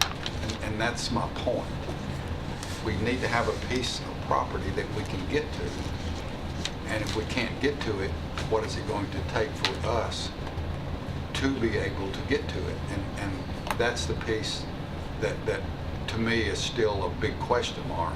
And that's what I wanted to see before I approve building this. I want to see, I'm not sure that the planning could help us. I'm not sure that Greg's office could help us, but the cost of putting access to that piece of property has to be considered for us to purchase that piece of property, and I don't see it. And I've got a problem with that. I'm sorry. Mr. Griffin? Yes, I think we have access. We have access. It's as good of access as Poplar Wood Road is to Stewart's Creek. Rocky Probably Fork? better. Rocky Fork in places. But what we don't know now, we know it will, but we don't know the timeline because that's dependent on the economy and a lot of other people, is that when we build these schools, just as it did around my area, there will be a large-scale development within 4 or 5 years. I think it's incumbent that we revamp this major thoroughfare plan so that we can, as these parcels of property develop out there, that we make those people who are benefiting from this foot the bill for some of this. That is, the developers that are putting more traffic onto the roads, and make them widen their section of the road as they have road frontage, and let's put it onto them to help with this. Will the county have to do some of this? Probably, but we can also require, by good planning, as much of it to be impacted by developers as possible. So I think, yeah, we've got the access to it. It's not the desirable access that we would like to see right now, but the price of this property, the fact that Mr. Carney said he was out here the other day when we had we had 50-something roads closed at one time in Rutherford County, and and if this property wasn't flooded, that eases my mind, because there are several parcels out in this area, as I just mentioned, the one you said you gave back. Yeah, that floods. It's no brainer. You don't want a school right around there. So I'm ready to move forward on this. What else you need to know? What other questions, discussion? Let's hear your motion.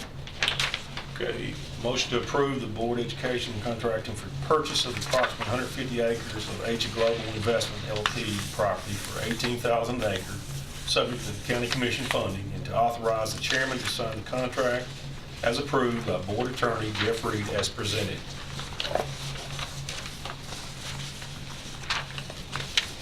Mr. Irvin made a motion. Do we have a second? Who made the motion? Mr. Irvin. Mr. Irvin, second. Any more discussion? I'm going to vote no. I started to say, you can always make something contingent, you know, if there's something more you want to see or know, you can make it contingent on I'm that. going to vote no, and once again, I like the piece of property, I like where it is, I certainly love the price of it, but the unknown of transportation to it is what I expected to see before I approved the piece of property, and I don't see it, so just my own principles, I'm going to have to vote no. Any other discussion? Ready to vote? Commissioner Cook? Yes. Commissioner Urban? Yes. Commissioner Gammon? Yes. Commissioner Gurley? Yes. Commissioner Harris? Yes. Commissioner Phillips? No. Commissioner Allen? Yes. Thank you. Thank you. Thank you. Well, I just wanted to say that I had cataract surgery yesterday morning. So I have a driver with me tonight. This is my wife, Holly. Stand up, honey, and let me see what it is. So I'm glad that she could be here tonight. Absolutely. And you can see? She's going to give me a ride back to Dixon now. Just, can you see now in the mirror where she don't have to tell you that you might need a haircut? I knew that hair would give me a no vote before it was over. Well done, we've told him the same thing. Hey, as a matter of fact, we pulled into Kroger's today and bought gas down on Church Street, and she said, hey, there's a great clip right over there. Don't you think we ought to go over there? And I said, nah. I'm being really facetious. I think you're just being kind of a show-off because you got hair that you can grow and some others don't. Well, it's always a pleasure to be with y'all, and I feel like y'all have been a valuable influence on me over the years, and I hope I've done my part to help the county out. I was gonna say, we can't cut you loose without, you know, some praise, because I have to tell you, you know, my trust level in you is high. You've taught me a lot in the amount of time that I've been here, and I speak a lot about the speed of trust and how quickly we can get things done as an organization when we trust each other, and you are a huge part of that. And so I just want to say thank you for what you bring to the table and what you've done for us and what you've done for this county. I appreciate you. Thank you. And I appreciate working with you and the school board. Thank you, Carol. And I look forward to working with Trey. I've known him a long time. He'll do a great job. And you taught him well. Well, I've learned some things from him, too. If you quit learning, you might as well go to the house. That's right. We're going to cut you Thank loose, y'all. but I think you've got some more, right? Absolutely we do. Thanks, Gary. Okay. Thank you. All right, thank you. Yeah. Mr. Lee, how would you like to come on up here and take his place, brother? Yeah,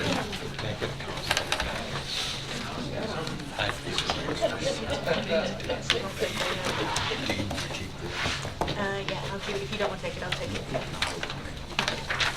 Okay, we're going to talk a little bit about our building program, but let me start off by saying we do understand the burden that building schools impacts our county, and we do understand that. And we are going to be, as we talk to the board, we're going to be looking at forming a committee of looking at how we can avoid building schools.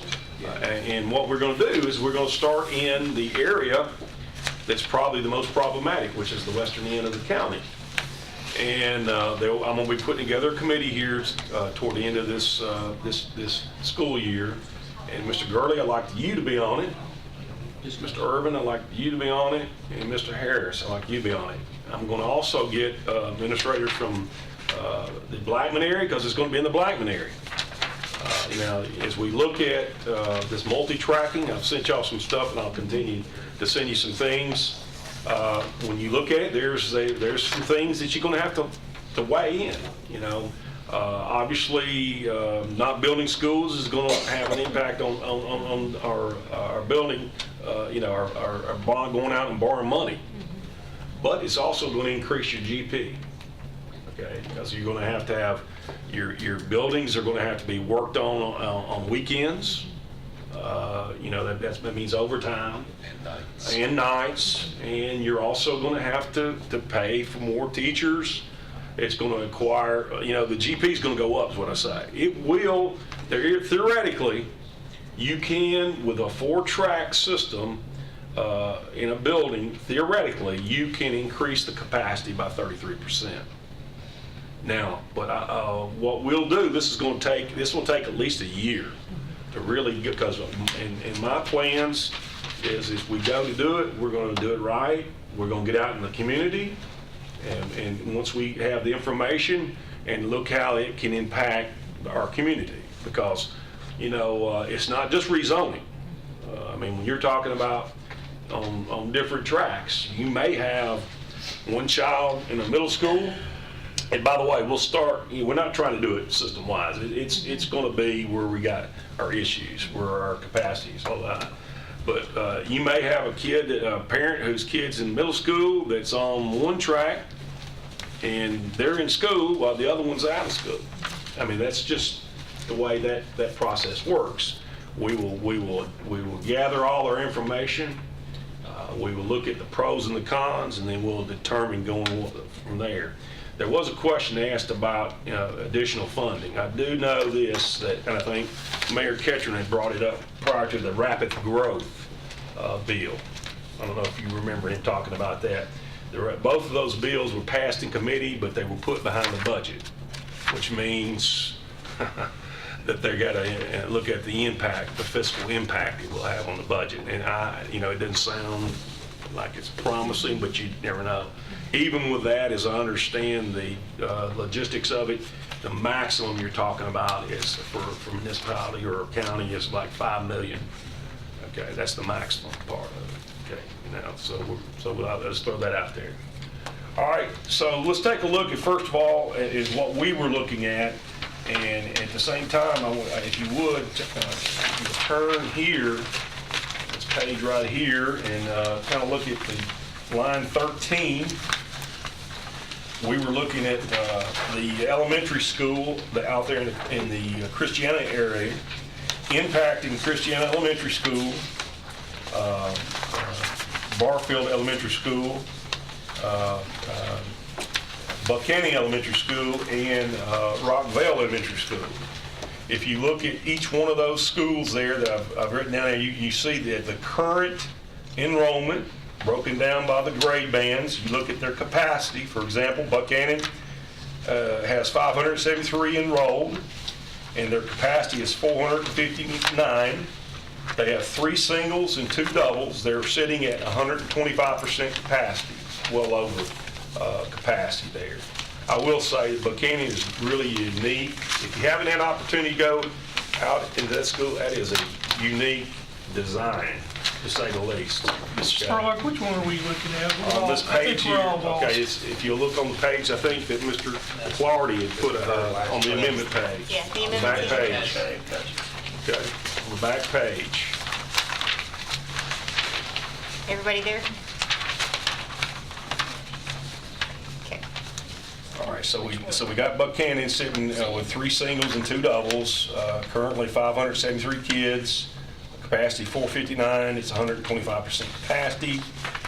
Christiana Elementary, 787, capacity is 731, has 2 singles, 3 doubles, looking at 108% capacity.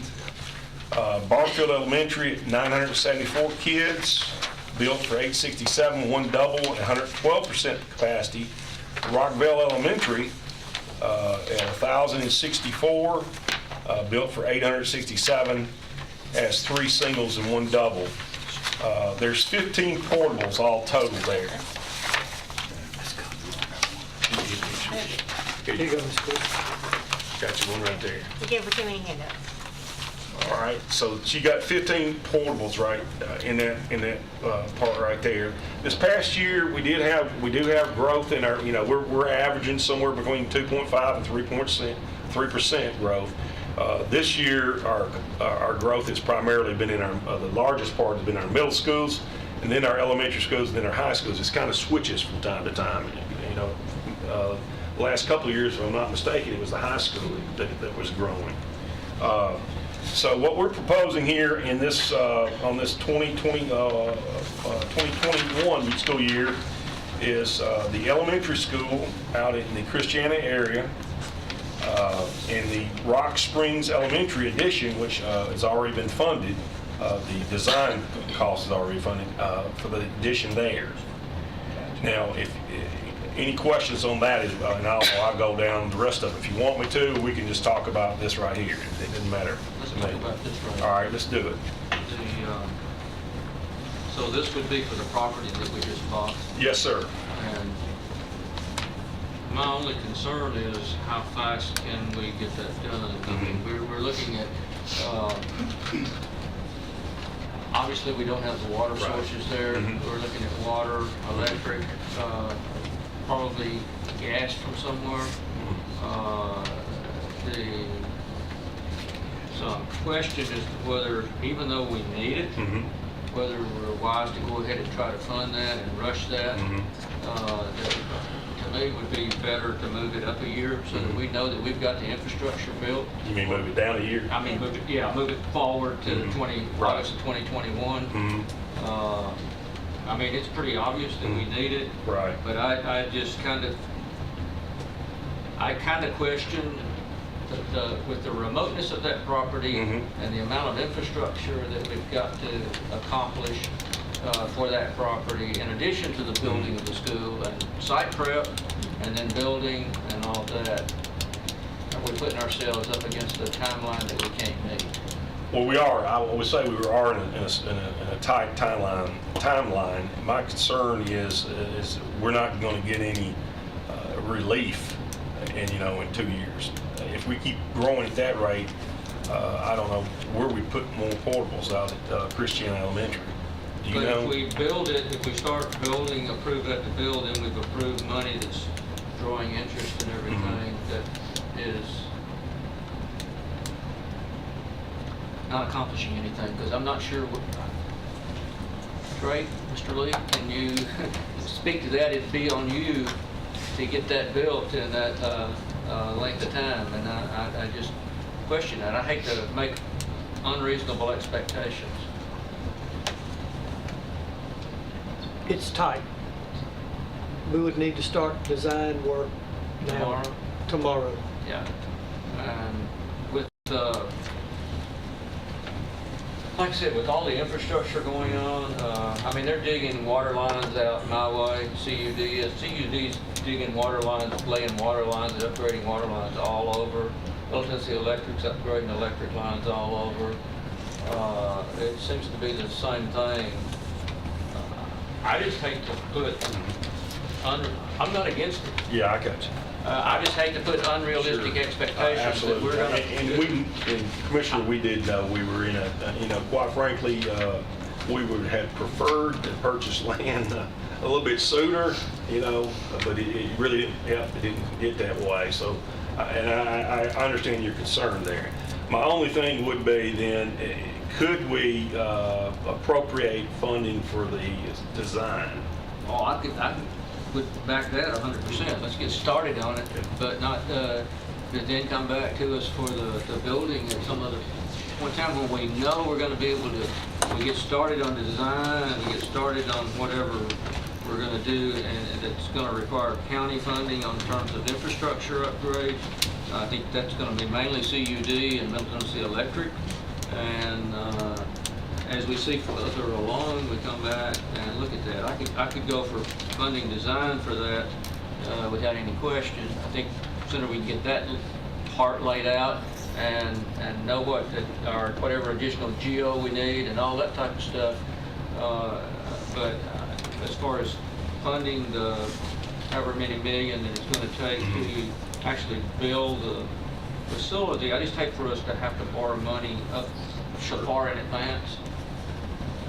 Can you enlighten me on that? Is that good or bad? You know, the way we handle this is, I mean, I'm hearing you say go ahead and do design. We have money in our cash account, and so we just kind of watch that. Sometimes we borrow from ourselves until hard costs are done.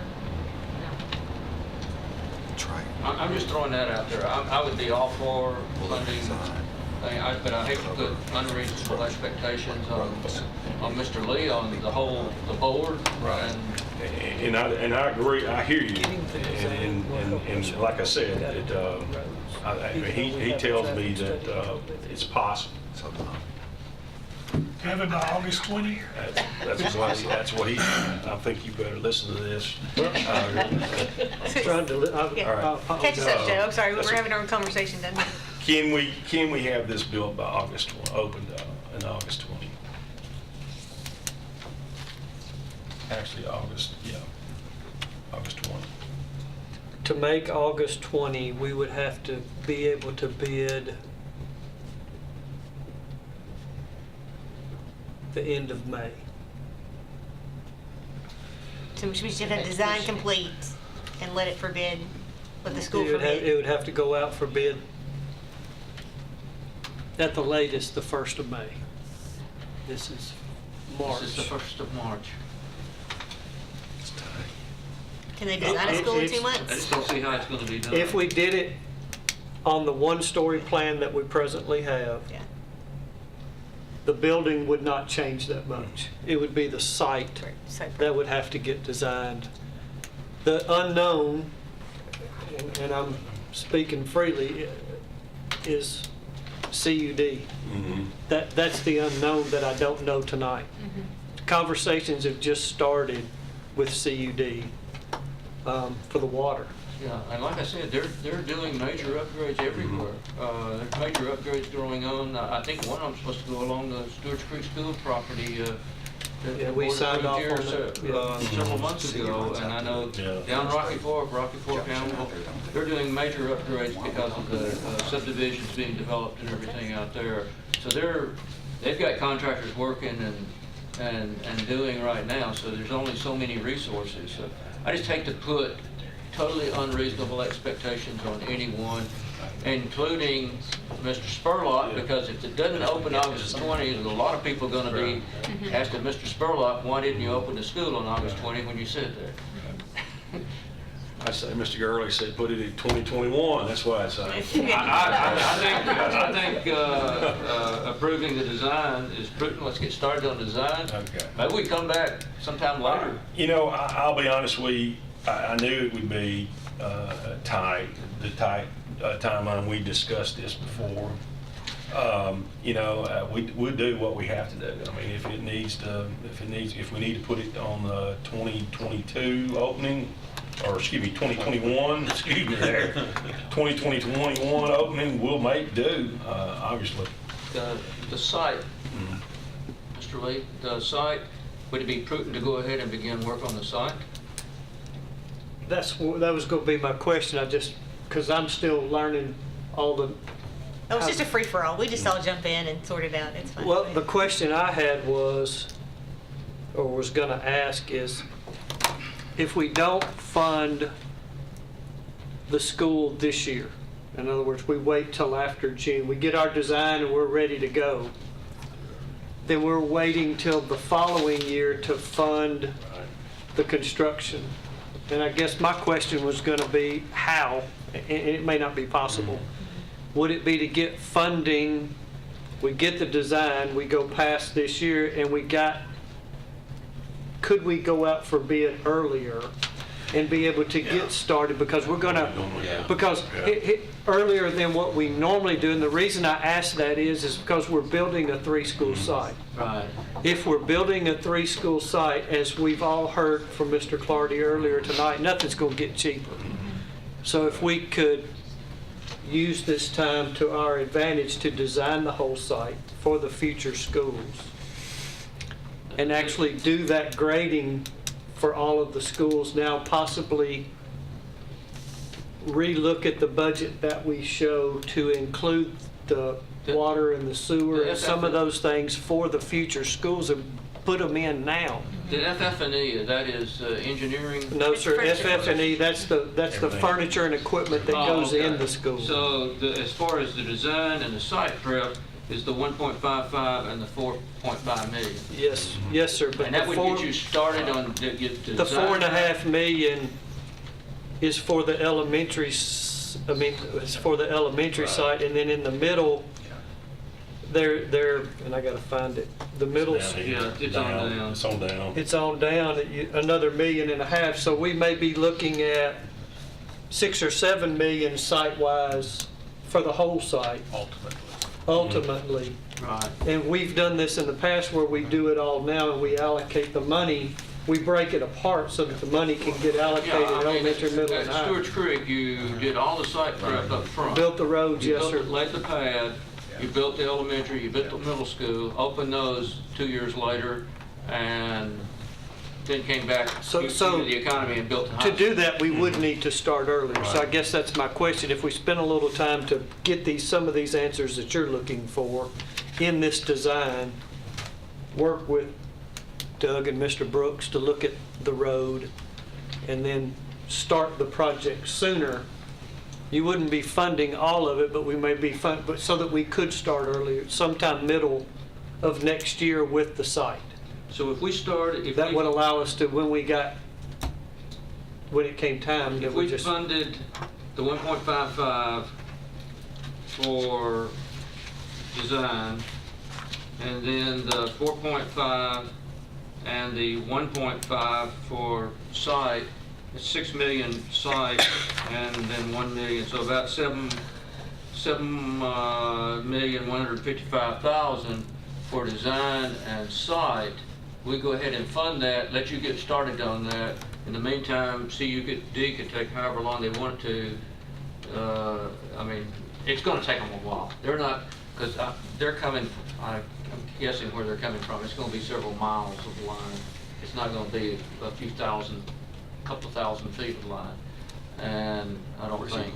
And that would get the thing moving, get it ready to go on, and we come back and you get to build it and open it in 2021, or maybe sooner if we come back and look at it.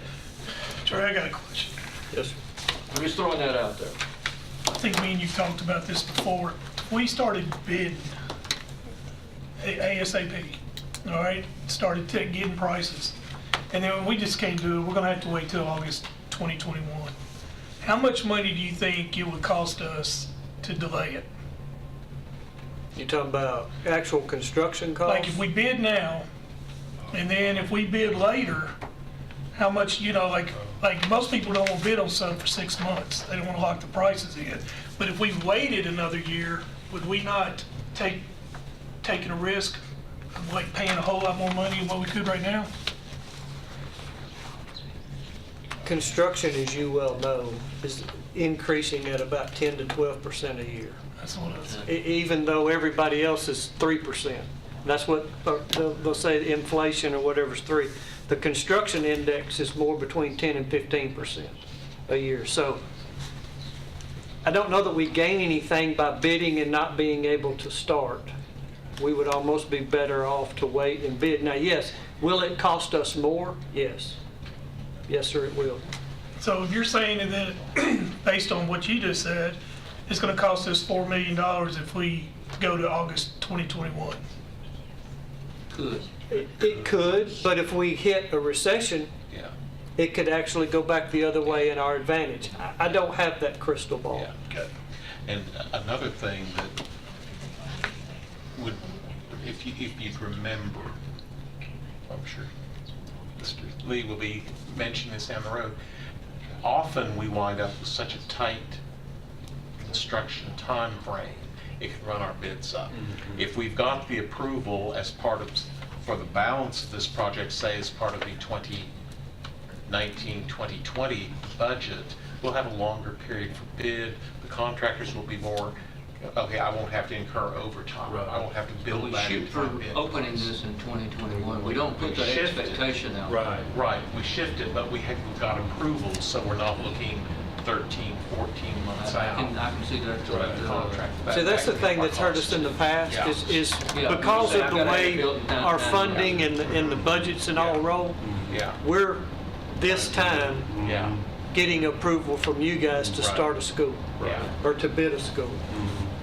A middle school takes 17 months, give or take a month or two in really good weather or really bad weather. We built Rocky Fork Middle in 10 and a half months. You're a construction man. How do I do that? Well, two ways. Pay for it. Overtime and a lot more manpower, which costs more money. So whether we approve part or all, if we look at 2021 as our opening date, we would like to get this thing out for bid around Christmas time next year, but that's in the middle of next year's budget. And that's where I was going with my question. How do we do that? I mean, does that mean we have to approve it all now with the understanding that we're going to go through the design and start the site? I don't. The other thing that Ms. Nolan will be looking at is when do I need to borrow the money. Yeah, and when do that's we what need to it's build about. repayments into debt service? Right. Having the approval earlier won't impact that number. That will go on when may be driven on when we're going to start construction and actually start drawing that down. I hear all the arguments. I don't disagree with them.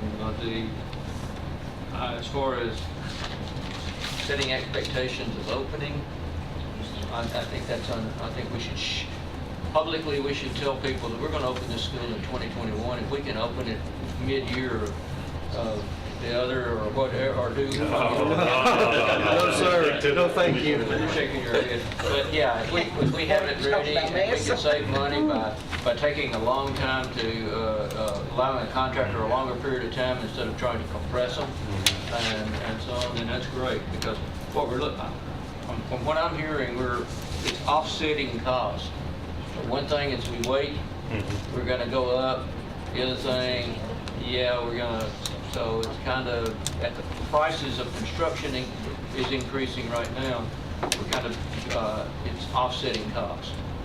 Well, yeah, we're gonna save here, but we're gonna pay more there, so we're really not gonna save anything in the long run. Am I reading that right? If we compress it, then whatever we may have gained, we're going to lose. Right. So in following Joe's logic about if we were to approve the design and approve the site work for the elementary school and the middle school, I don't see a number on here for the high school, site prep for that high school. So would we just be guessing by using the high school site prep corridor at 5,000? I don't know. Oh, yeah, no, it isn't.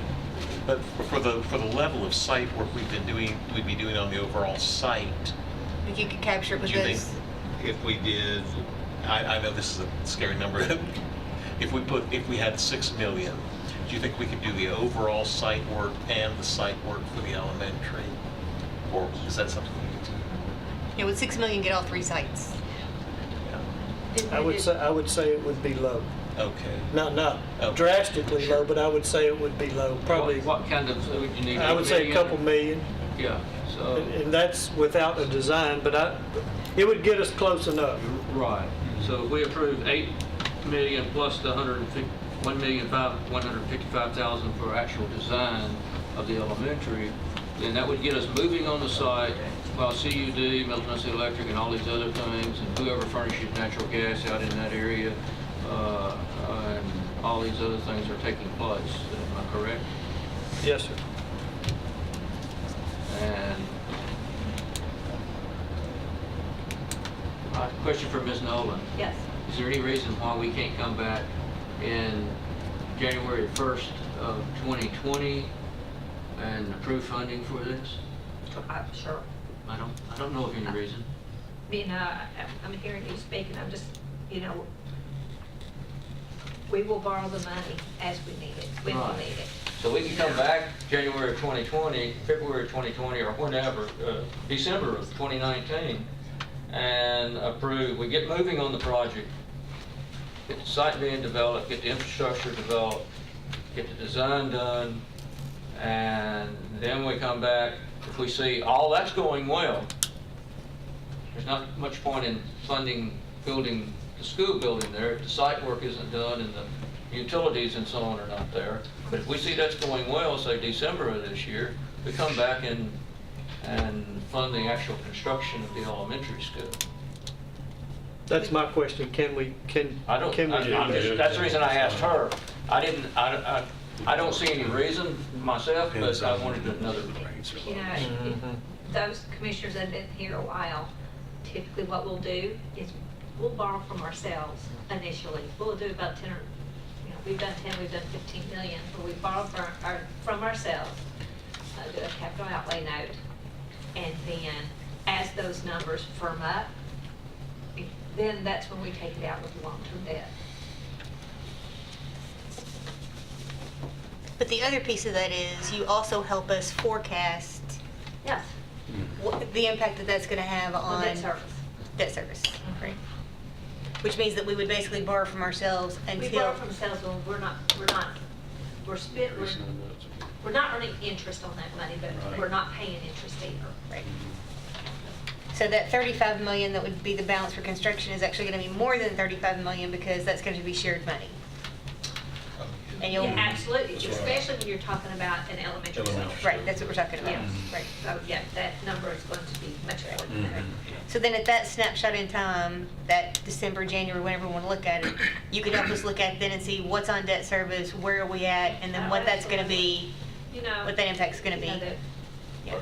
What we throw in there, we've done 90 million, what that Right. impact is going to be, Right. whether it's going to be for county or schools or what. We've just got a lot of new commissioners who haven't seen that exercise yet, so, yeah. It's a scary picture sometimes. It's a scary picture. I'm going to throw a motion out for debate. And I make a motion that we approve $9,155,000 for site design and site, for building design and site prep for the three-school complex and site design for the elementary school. That's $9,155,000. That's the $8 million that Mr. Lee asked for and the $1.155. I think you just did that backwards though. Site for all three schools, design for the elementary For the school. elementary school. And that's my motion. All right, everybody understand that? And do I need a second? Get a second. Second. Very good. Any discussion or questions? But any of that cost go to infrastructure, any of it at all? You talking about roads? Yeah. Yes, some would, but until, it would be turning lanes and that kind of thing, it would be very minimal. Right. So we're approving, to get back to what we were talking about earlier, discussing that we're going to go ahead and build a school with no plans to improve the road structure to get to them. I think it'd give us. I think this will give us time. Yeah. And that's what I was trying to say a minute ago. It will give us, by doing it this way, it will give us, and I'm going to pick a time frame between now and Christmas to meet with Mr. DeMossi, Greg Brooks, and get a game plan of what it's going to take to make this work. And then at that time, I think we could come back, and I'm not saying it would be December, but it would give us time to come back and give you the answer that you're looking for. And where would that money come from? Shouldn't it be part of this process, is what I'm saying? Would it be part of the construction process? I'm just looking for a particular timeline. See, my thought is that to improve the roads out there is going to take years. And we're talking about building a new school in a year, year and a half, or 2 years. And without any logical way to get to the deadgum thing. And I know we've got several roads, but they're country roads, and we're talking about hundreds, school buses and hundreds of cars coming in and out there. We still don't have a plan, and that's what bothers me, and it will continue to bother me, and I can't do it. I just can't do it. We're going to be building. You talk about residents out in that area. Doug, how many times have residents out in the area come to the Planning Commission with any project that's out there concerned about traffic? Pretty much anything we see. Anything that we go out there, and we're talking about adding hundreds of vehicles and trips a day to that area. We don't have any plan to do that before we start construction of a school. And I'm sorry, but it just makes no sense to me. No sense. I guess I know we might need a school, but how are you going to get the kids to it in a safe way? How are you going to do it? And how much will it cost? Well, I guess in my mind, what I'm thinking is, because we've never done this before, you're right. And you were the one who drove this topic, and I am grateful, especially having lived through Rocky Fork Road, I'm grateful that you were the one driving this topic. This is our first time to do this. And so in my mind, what I see happening are simultaneous plans. What we're talking about here in terms of numbers is what's going to happen on that campus. And so that's all we're talking about, is what's going to happen as it relates to that campus. But a simultaneous plan and a simultaneous conversation needs to be happening with Doug and Greg, and those numbers need to be happening. Because I keep going back to something that Harry Gill said to me very early on when I was new and I didn't understand why we couldn't turn down developments, where a school was overcrowded. And his point was, they don't let me build the school until the kids are already here. And so we're kind of up against that same thing. The kids are here. Yeah, I'm not disagreeing with any of that. Right, but they're not going to let us build the roads that lead to nowhere. So you almost have to have a destination to spur that improvement to build that road. And so that's kind of how I see this. And two, if it's able to fold into the long-range transportation plan, then as developments come up, you can get those developers, because they always flock to where the school is. If they know there's 3 schools going there, this area is going to boom. And so then in the major thoroughfare plan, we can say, you have to dedicate this much right away. You, like Joe, you have to improve this part of your road as you're developing it. So it all kind of dovetails together. I don't think it's one or the other. I think it's all kind of moving in the same direction at the same time, is how I see it in my head. Can you come back with some plans next month? Not that fast, no ma'am. No ma'am. I don't think, I'm speaking for Doug now, but I don't. We could have some discussion. Our discussions would have begun by next month, and we may have a round fuzzy something that we can put our arms around, but it's not going to be definitive, no. Not for It's our first time to do it. We've not never for what done it this before. gentleman's asking for, no ma'am. See, what Mr. McClarty said when he was here is that we have to build this road and this road. There was at least 2 of them, and they're not even in the plans. No, they would, you're talking about the roads that are on the property? They would be in part of our plan, yes, sir. They would be part of our plan, yes, sir. So the connectors, you're saying, are going to be there? Yes, sir. But the actual road improvements, the county road improvement is Would not, yes, sir. The connectors would be part of our plan. Okay. What else you need to know? Okay, we had a first and a second. You want to reread the motion to us? All righty. Approve 9.155 million with $8 million for site prep, for the South Side School compound and $1.155 million for design of the elementary school for the South Side School compound. Okay, any questions on that? Ready to vote? There we go.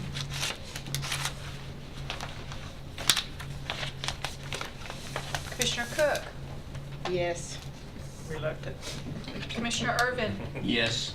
Commissioner Gammon? Yes. Commissioner Gurley? Yes. Commissioner Harris?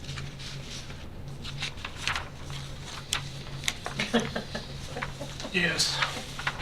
Commissioner Phillips? No. Commissioner Allen? Yes.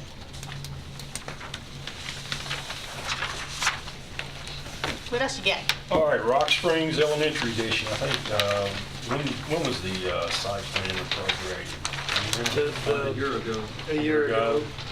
Rock Springs Elementary is currently sitting at 1,075, 3 singles, 1 double, 107% capacity, a lot of growth taking place in that area down there. I think they even, what is that, Walden Road? Walden Lake Road. Walden Lake Road. Yeah, you got a big subdivision. Subdivision right New across. one.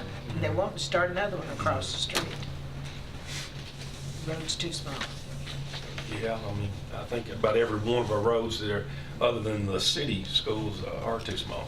But Walden Road is just, there's no pullover. There's no shoulder. No There shoulder. isn't. I have a question. I don't know the answer to this, but it's killing me. How much does a portable cost?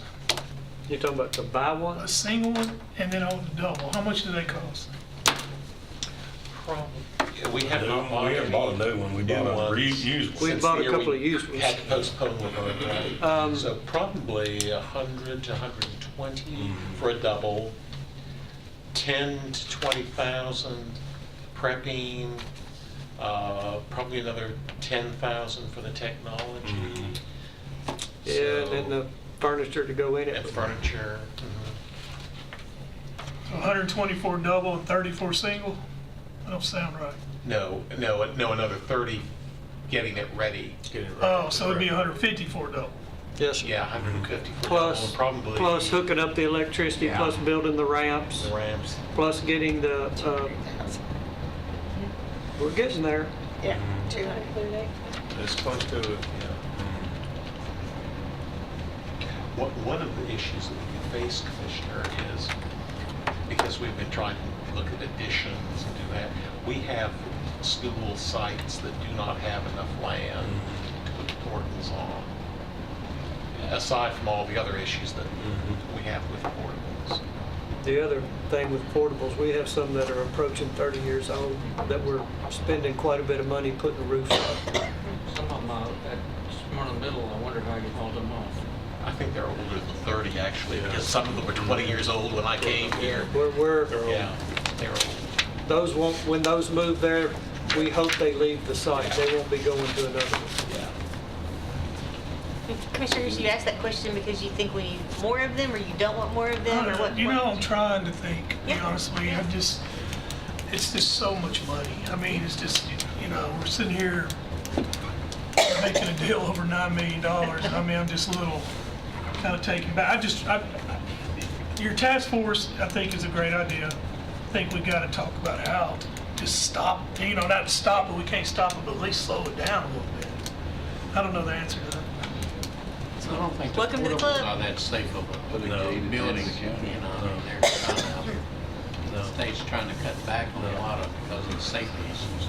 Number one, you're cut off from the school, so in an active shooter situation, you got a situation where you got these group of kids out here away from the school.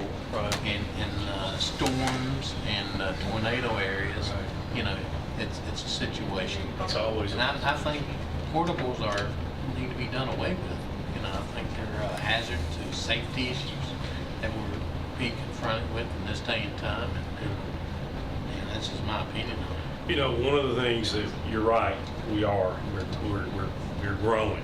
Okay, now here's the deal. Okay, this is all of us. We're all in on this. Okay, I mean it's not just the school board. Okay, I mean it's all of us. So when we go and we have these hard discussions about multi-tracking, you gotta bow up, because there's gonna be some you think rezoning stuff? I've been in one of those meetings. Harry Gill was in one of those meetings. 2000. I mean, it's bloody guts. Okay, I mean, I'm gonna just tell you how it He is. nominated me. That's right. So my point being is, I mean, we, you know, last time I checked, we don't have a golden goose laying an egg. So we got some hard decisions we gotta make, you know? Yes, ma'am. If, I know the state has given guidelines, how many students we can have in a classroom. Right. If they would relax that and let us increase 5, look what it would do to a whole school. And that's one way we could get rid of portables. Then, another thing, Panama City got,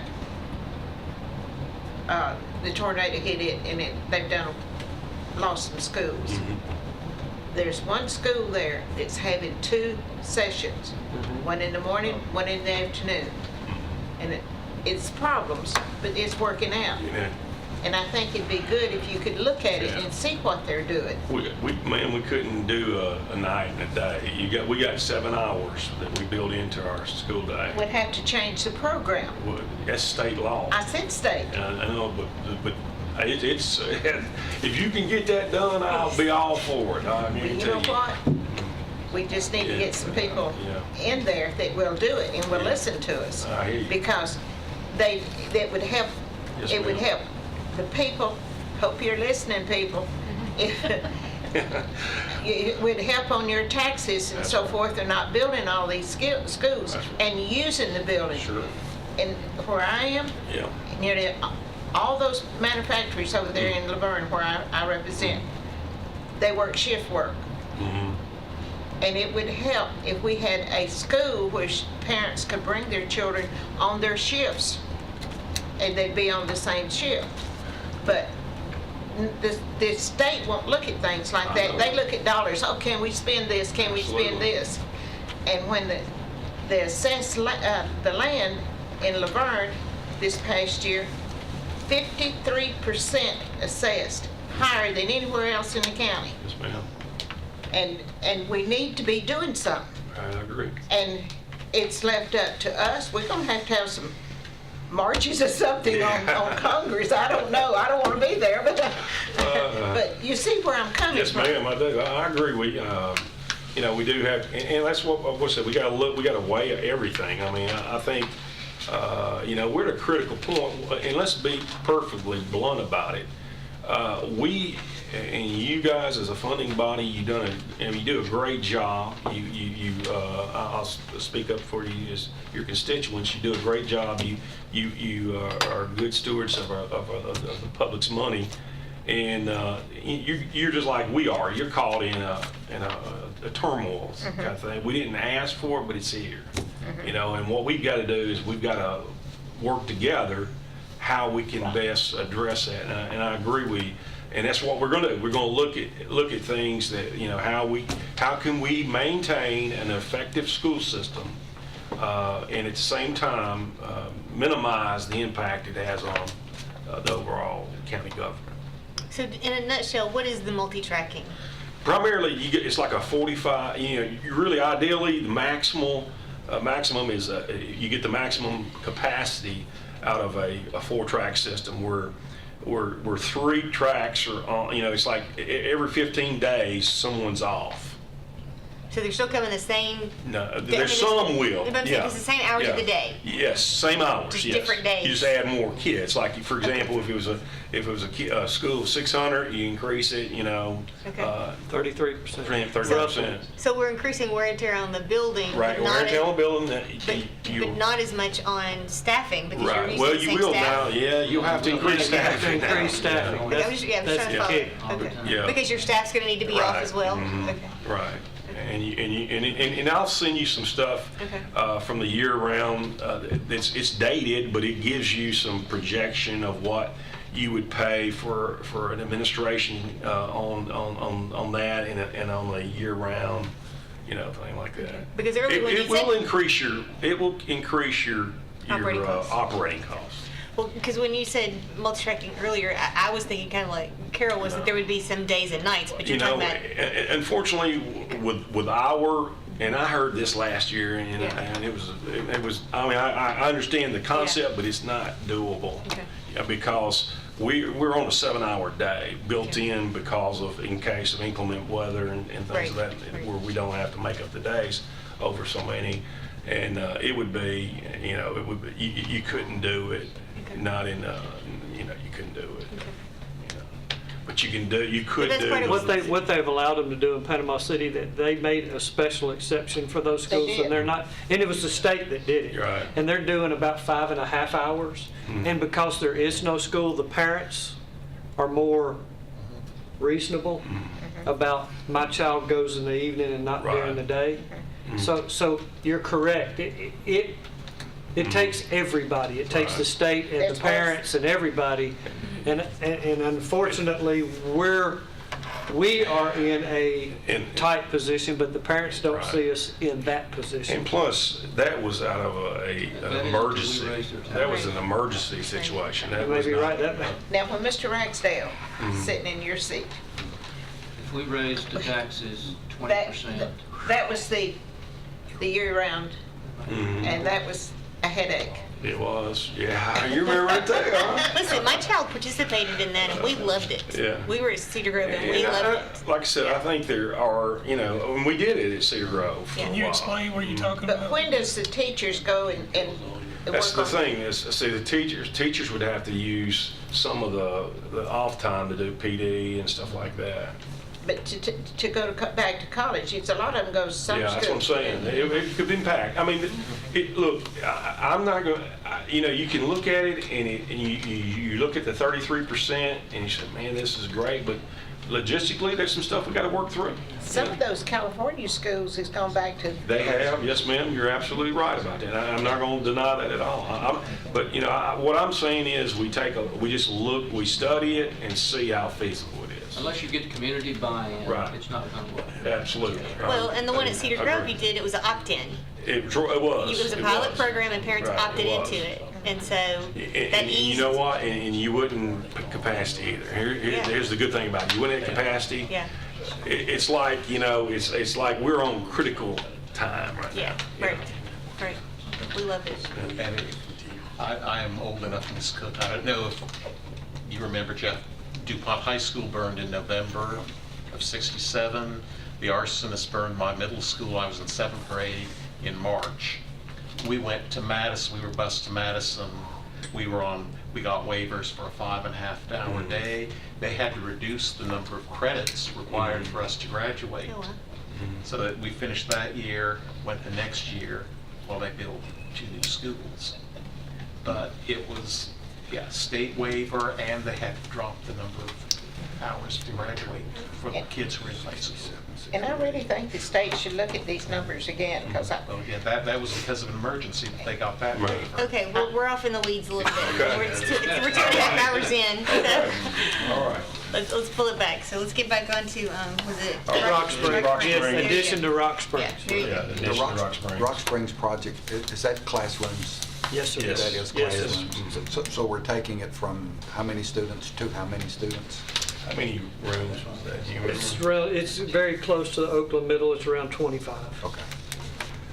So we're actually adding classrooms, it's not No. lunchrooms and No. auditoriums? No, sir. We will have to add a small cafeteria for them to be served and eat in, but the food, the actual cooking will still be done at the school. We'll bring it Bring it across.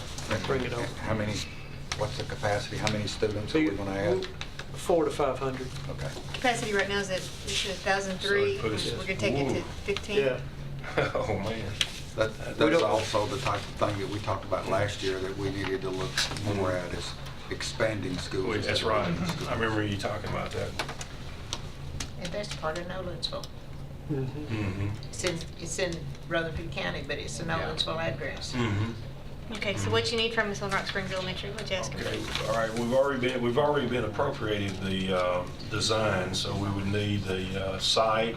Well, give me some numbers here. 11,050,000. Is that it? Correct, Jeff? That's total.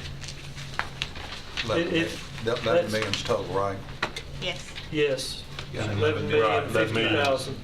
Okay. Because of the We already paid the Pretty much. 350. the 350's already been allocated and paid for, and we have a budget of 11.4, so. Gotcha. So all you need is a motion to complete that project? Yes, sir. Yes, sir, to actually do the construction. This has been on the plan for a while. Couple of years. 2 or 3 years. And At least. this, in my mind, this is the type of building that we need to do. Everything is there. We just increase the size of the school, add more kids to it, and I move that we approve the funding for that project. I second. Okay. Any questions, discussion? Give us a roll call.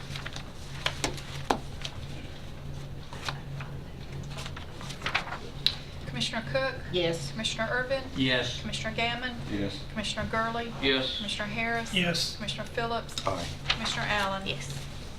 Okay, what else you got? I don't have anything. You sure? I'm ready for these meetings. What about you, Mrs. Gurley? Is there any other business for this committee? If not, we stand adjourned. Thank you. We got business,